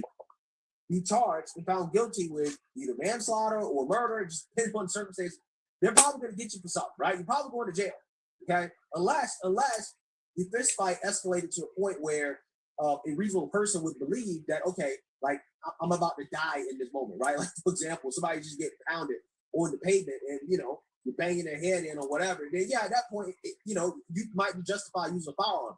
But just a run-of-the-mill, you know, stand-up fist fight, you know, you're probably going to go to jail if you use a firearm, right? And what happened between Carmelo Anthony and Austin Metcalf, by all accounts that we actually have, you know, this could change. You know, I'm open to who knows, right? Who knows what we're going to hear in court, all right? Or what we're going to read about what was said in court in regards to what happened. But based off what we know right now, that was not the case, right? It was Austin Metcalf at most push Carmelo Anthony, and a push is not deadly force, right? That's not a reason to use deadly force. That's not justified. These guys clearly, when they don't understand, when they're ignorant, the first thing they do is that they cry racist. Well, I don't understand the law, so it must be racist, right? I don't understand how it works, so it must be racist. That's the logic here, seriously, right? Because black defense against white aggression to them is criminal, and that's the bottom line. That's what this case is. Loud, dumb, and wrong. Black defense against white aggression equals criminality. Yeah, when you're not acting in self-defense. Yeah, when your use of force is disproportional to the force being used against you, then again, it's not defense. Clearly, again, this guy doesn't understand that. But it doesn't matter to him because it's all about race.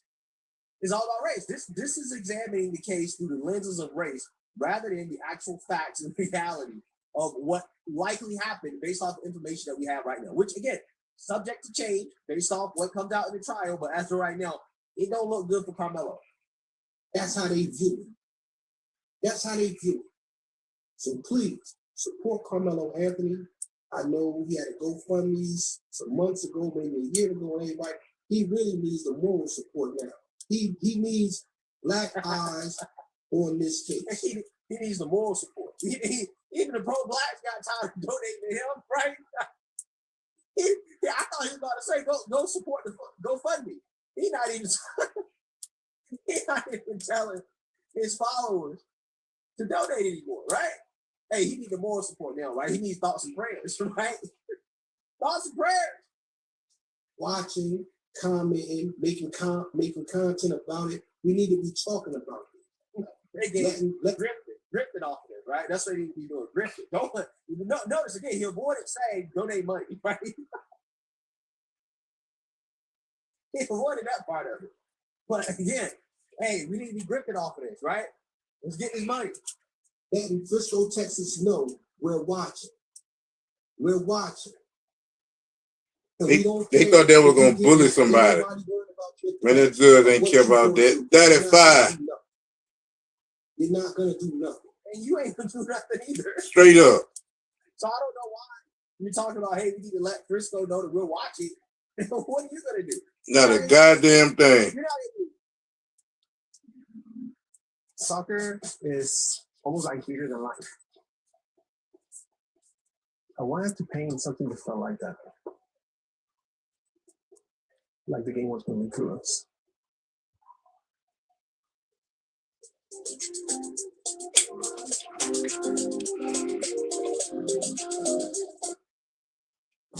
We're watching.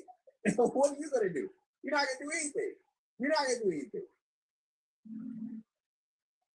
I'm a big supporter of Carmelo Anthony. I'm a big supporter of leaving us alone. Okay.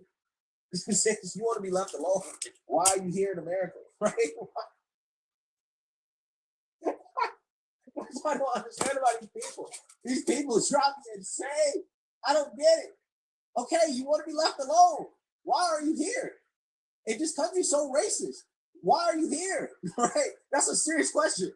Right? Like these people never, ever explain if it's so bad, so racist. Why don't you go to a country that doesn't have any whites, right? If white people are the problem. They're not going to do that. But regardless, what you have here is full-blown panic, right? This is panic. Again, he's not even telling his followers to financially support Carmelo, right? That's how down bad Carmelo is. He's like, nah, money not even going to be useful at this point, right? We don't even want to donate to this guy anymore. Thoughts and prayers, right? Thoughts and prayers. So, I mean, we're going to see what happens. In all seriousness, I'm hoping that justice is served. I am hoping that Austin Metcalf's family, again, get the justice that they deserve. Again, right now, it seems like the details that we have don't look good for Carmelo. It does not look like he has a self-defense case. I think most likely they're going to get him on manslaughter, right? I think he will try to play the, I was fearing for my life. Austin Metcalf, big white boy, right? They may, claim that he was being jumped or maybe. I feel like it was designed. And this is going to be the last one for the day, and I'll see y'all Monday. And we're going to play this one and we're going to react to it. Now, this is from Mr. Myron Gain. Shout out to you, Midwest Kevin. Yeah, Black Conservative Perspective channel is a great channel. I learned a lot. Well, I ain't going to say I learned a lot because me and him pretty much on the same frequency. So that's kind of like a fellowship when I watch his channel. But I get a lot of content out of his channel. If you've been on his channel a significant period of time. But yeah, this is Myron Gaines on the podcast Fresh and Fit. He got his own thing going on, and I like his perspective on things. So we're gonna let this play, we're gonna react to it, and we're gonna speak. Again, this is a lot of these reactions that these people have in this video just makes everything worse for Black people, because at this point people are sick and tired. But let's continue. Protect white people, the system, and it was not designed to protect people. It's self-defense. Well, in this case, that it was not a case about race, but you cannot deny that just the facts of the case and what we've seen play out since then and what we're happening now is because the defendant is the victim is white, and that's the bottom line. I don't have an opinion here.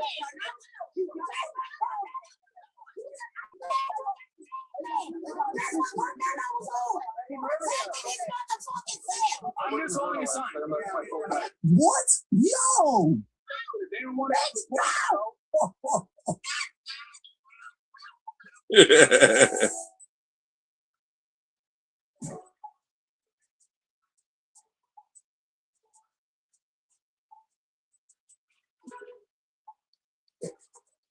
When life gives you, no, not now.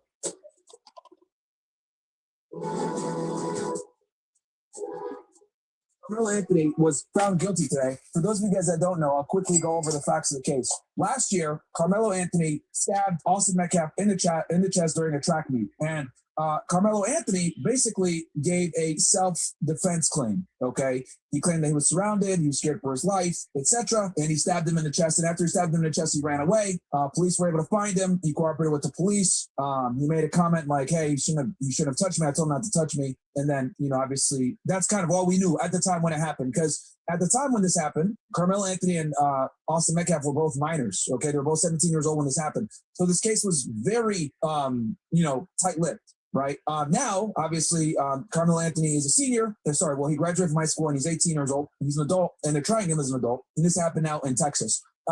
So he went to trial last week and he was found guilty today. And a lot of the facts of the case came out during the trial because, like I told you guys before, the judge running this case did a very good job of ensuring that gag orders were in place, surveillance footage didn't get leaked, people weren't talking to the press, etc. And several students were put on the stand. Many of them were minors, by the way, which is another reason why this trial has been so tight-lipped. The trial was not televised. Only certain people had access to the actual courtroom, or a certain press. Very difficult to get access. So I think something like 6 or 7 students from the state's prosecution all confirmed that basically, in general, this summary right here, they said that he was told to leave the tent about 15 times, Carmelo Anthony, that is. He didn't leave. He made comments saying like, "Oh, touch me, see what happens. Touch me, see what happens." And when Austin Metcalf went to go push him, before his hand can even touch him, Carmelo Anthony had his hand in the back like this, threatening, and he basically pulled the knife out, stabbed him in the chest, and ran. It was all so quick. Austin Metcalf died soon after. It pierced his, I think, his sternum and his heart and killed him. And, and he ran. Carmelo Anthony ran from the scene. Police made contact with him later, arrested him, blah, blah, blah. But different facts came out during the testimony where it was like, 15 people, they told him 15 times to leave. He didn't leave. Austin Metcalf came in, told him to leave, or else I'm going to beat you or something like that. And then when he went to go put his hands on him, Metcalf stabbed him. And that's kind of what happened. So he was found guilty. He went to trial. Carmelo Anthony went to trial. His family was able to raise over $600,000 on GoFundMe to fund his defense, and he lost. So let's go ahead. We'll go right to Court TV, because I know for a fact Court TV is one of the few media outlets that were actually allowed in the courtroom. So let's go ahead. Welcome back to our continuing coverage of a verdict is in the case against Carmelo Anthony in McKinney, Texas, Collin County. Is seen. This is the outside of the Collin County courthouse. Inside the courtroom, the parties have gathered. And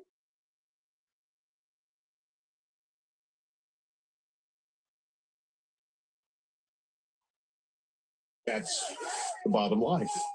But again, this is what I look at this guy alluded to when I said this was brought.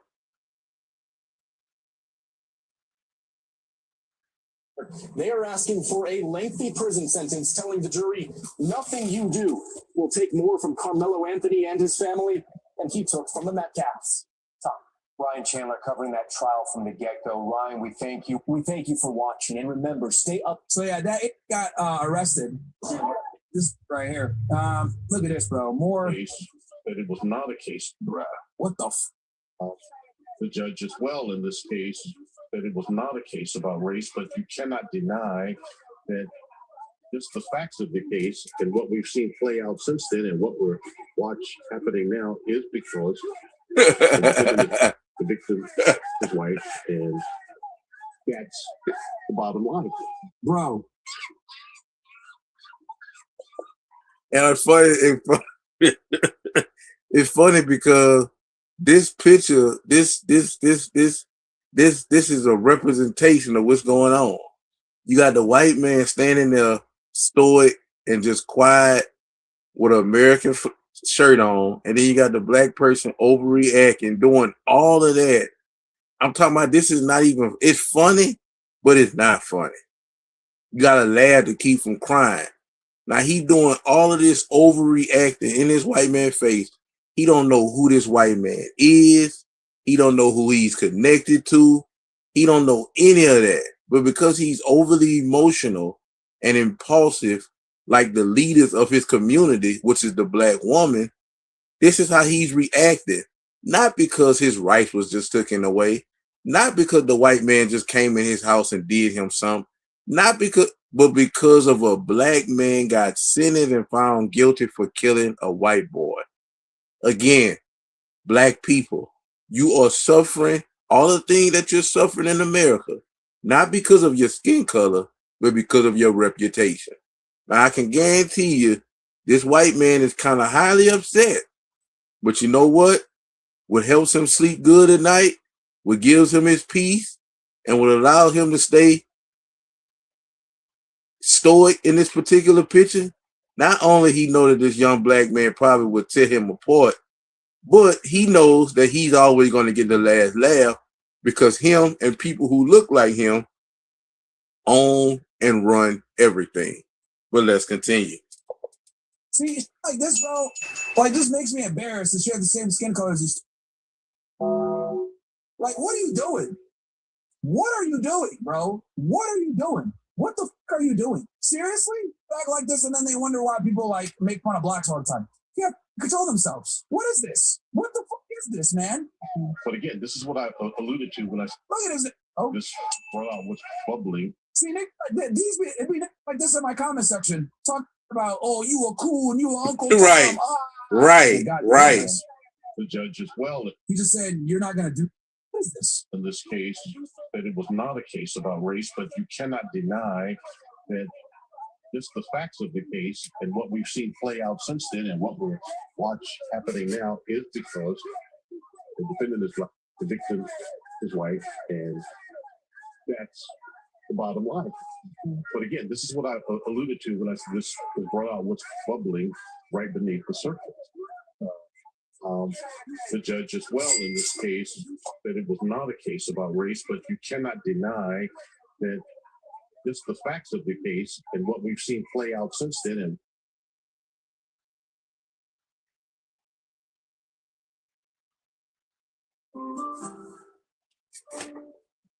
Mom, I'm really nervous. Me too, honey. just the facts of the case and what we've seen play out since then. And Look at this. They're like, bro, see, these are the niggas that be in my these are the dudes that be in my comment section talking to me, bro. It be dudes like this, by the way, FYI. It's guys like this that will sit there and say, oh, you are Arab. Oh, you ain't one of us. Oh, you are Uncle Tom. Oh, you hate people. It be like this in my comment section that talks shit. It's like this, bro. The worst of the worst. Tariq Nasheed fans, you know what I mean? That sit there and blacks can do no wrong. You know what I mean? If a person kills a white person, it's like, oh, it's get back for slavery. Like this, bro. You know what I mean? Supremacist like this. The worst, man. The worst. I can believe that Donna Perez. I didn't never see it, but I can believe it. But the reason why they refused that because they thought that taking a racial paradigm was going to get him a guilty verdict, I guess, by bullying the white people or bullying the people who they thought was going to go for that. Also, they knew that doing the race thing, listening to that queer idiot, Dominique Alexander, that it was beneficial to them, and it worked until it didn't. But he should have took that 10-year plea bargain. Watch happening now. Oh, you a tether, Myron. You can't even talk. You a tether. It's like, all right, bro. All right. I'm a tether for telling the truth. Okay, bro. Great. Just because the defendant is the victim as well. And look at them. They're celebrating the stupidity. You're not going to do yeah? He's not going to commit a crime and assault you with a cop right there? Yeah. Yeah. It's called self-restraint and not being a... Bro, the media is so backwards. It's nuts, dude. It's insane, the backwardness. That's the bottom line. But again, this is what I look at this guy alluded to when I said this is brought out, what's bubbling right beneath the surface. The judge as well. See, and he thinks this is cool. This guy thinks this is cool, bro. Like, it's not at all. This is some clown wall behavior. Let's see what else we got here. Say, acting like finally they arrested him. Watch this agitator rides a longboard. I just didn't see that coming. My fave so far. Oh, look. Can we get a... What is this, bro? What is this? Yo, how do you get that back? Yeah, this is crazy. I don't know what the heck is this. They're bouncing around like once again. Bro made himself fire lock for being in it. Also, Elijah was on there as well. Look at this shit, bro. Look at this shit. I don't have an opinion. I don't have an opinion yet.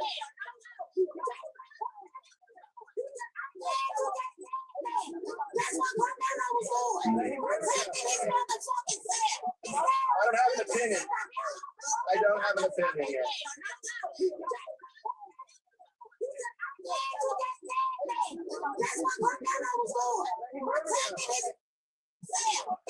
I don't have an opinion. I don't have an opinion yet.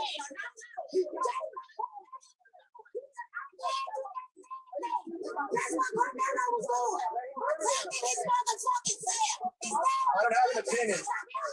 I don't have an opinion yet. Shirts and stores, Nick. Get them while you guys can. This is crazy, bro. This is crazy, bro. Limited drop for you. And oh my God. Chipping out right here, man. These are doing the marketing for me, bro.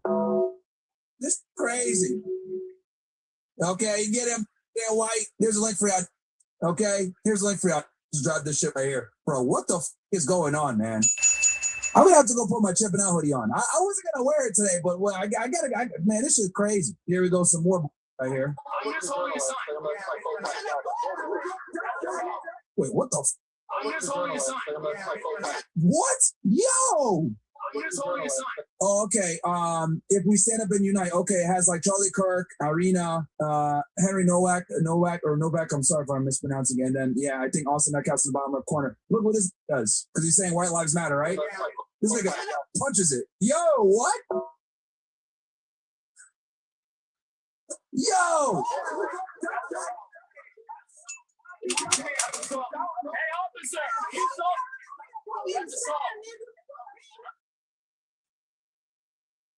Stores. I'm just standing there. Yo!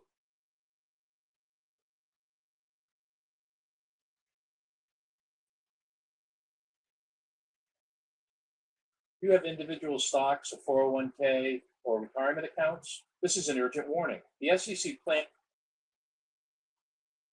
Carmelo kind of know he's guilty and he's going to go to prison. I would be kind of upset. You know what I mean? They're mad. They're really tough. You know, they're mad as because like look. Free Carmelo. You guys support Carmelo? Yes.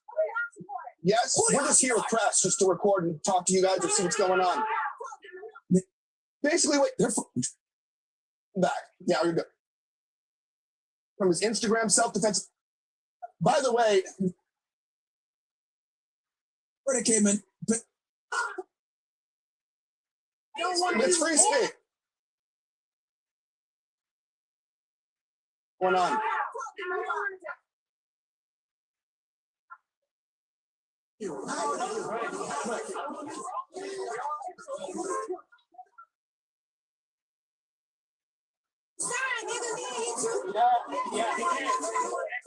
Yo, this is crazy. Hey, who is the stores nigga? Okay. Free Carmelo. You guys support Carmelo? Yes. Yes. We're just here with press just to record and talk to you guys and see what's going on. Now, this is a situation that I talk about, and sometimes I tell white people, well, I don't tell white people, I'm telling them now, and I say it on comment section and stuff. White people have to stop these type of situations. This white gentleman, and again, it's a free country, do what you want. I'm not saying he's wrong for what he's doing, but I'm saying it's really not safe because you're dealing with these people, again, and this goes back to what I spoke about in the beginning of my video, why you have to separate yourself from these type of people who take these type of stances on these type of issues. These people are very dangerous. They're very overly emotional. They're very impulsive. And if you're with them, you could be potentially sucked down that trap. But for the white man here who is trying to go supposedly talk to them, this could have turned bad for him because they asked him to leave. He's pushing the issue. These people are animals. They're not human. They're animals. They don't think for themselves. That's what, and then I can't even say animals. At least animals think for themselves. You know what I'm saying? Whether they make a bad decision or a good decision, they think for themselves. They're animals. They have instinct that God gave them. These people only follow what they want to follow. They're very angry. They're very much filled with hate. And it's not because white people did them anything. It's because their life sucks because of decisions that they made and is affecting them now. So they're projecting on white people. And any type of situation like this, they take the black person's side because in their mind, it's a way to get back at white people. But they don't understand that they're hurting themselves in situations like this. But for the white man, he's going to bother these people, and it's very dangerous for him to be doing that. So let's watch and see what happens. Okay. Okay. It's a free cut. You're in public. You're in public. Okay. Okay. Well, you're in public. I'm just asking. Yeah. Whoa. Hey, move the camera. You see this, and this this is not his family. This is not somebody who he knew. This is not somebody who they would have even helped if they had the opportunity at anything positive. But because he killed a white boy and he's been held accountable for it, this is the anger that they have. This is the anger that they're showcasing. Again, black people, this is why.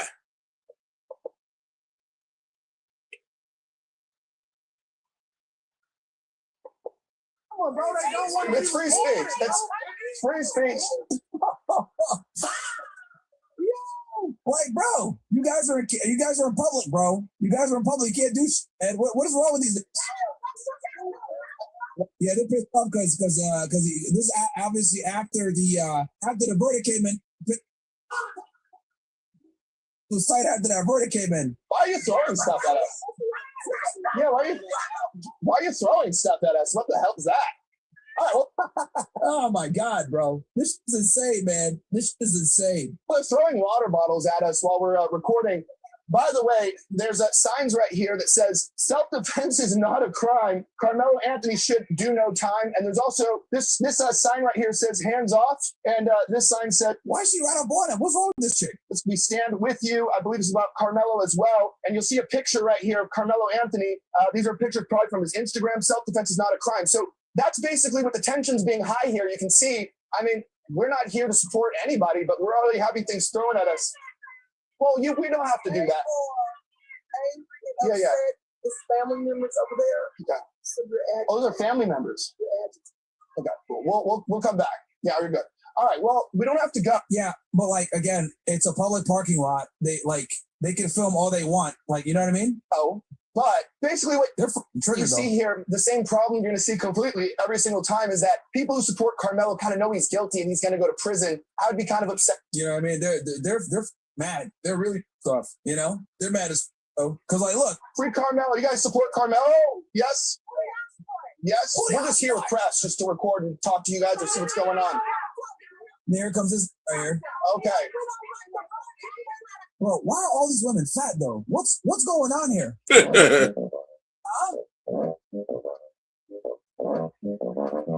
You got the Kevin Sanders. It's crazy. Did you guys know the average woman in America is 187 pounds?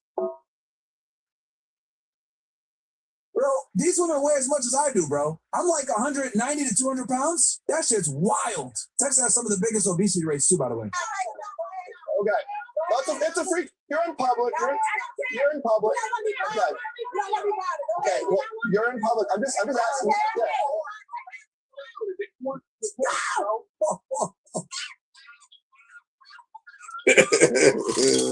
Yo. Whoa.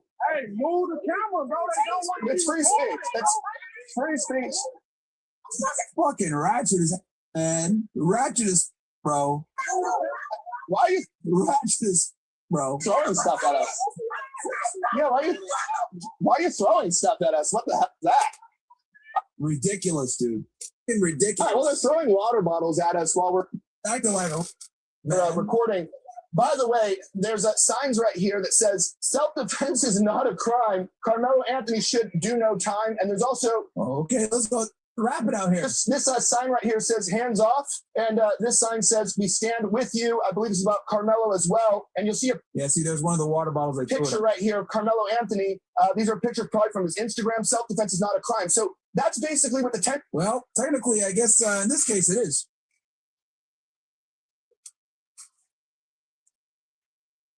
Republicans understand that, and they let bygones be bygones all the time. We don't have a choice. We get viciously attacked and censored. You guys don't. There's no need for you. Well, we about to get up out of here, man.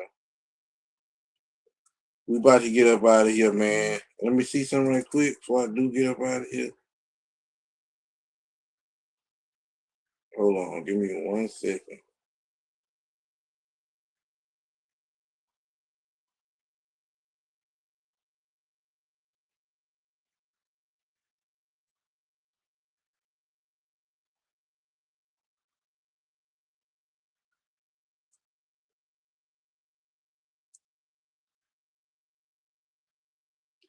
Yeah, we about to get up out of here. Like, comment, subscribe, man. Like, comment, subscribe.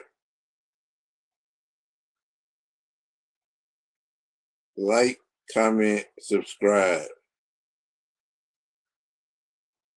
Before I pull up on y'all and chimp out. Like, comment, and subscribe before I pull up on y'all and chimp out. Like, comment, and subscribe before I chimp out.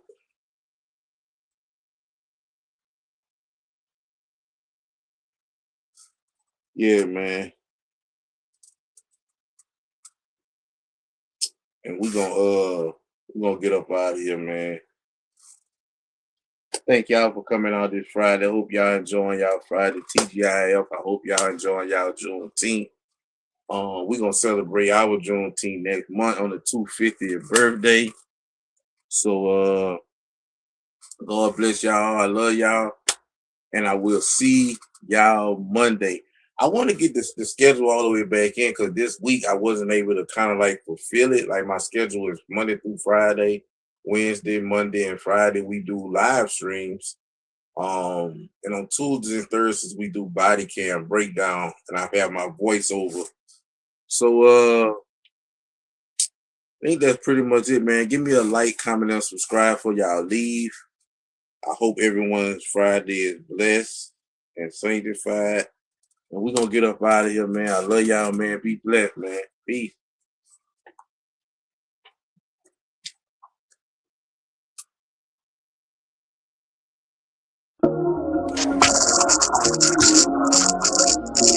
I could have been stopped doing this shit.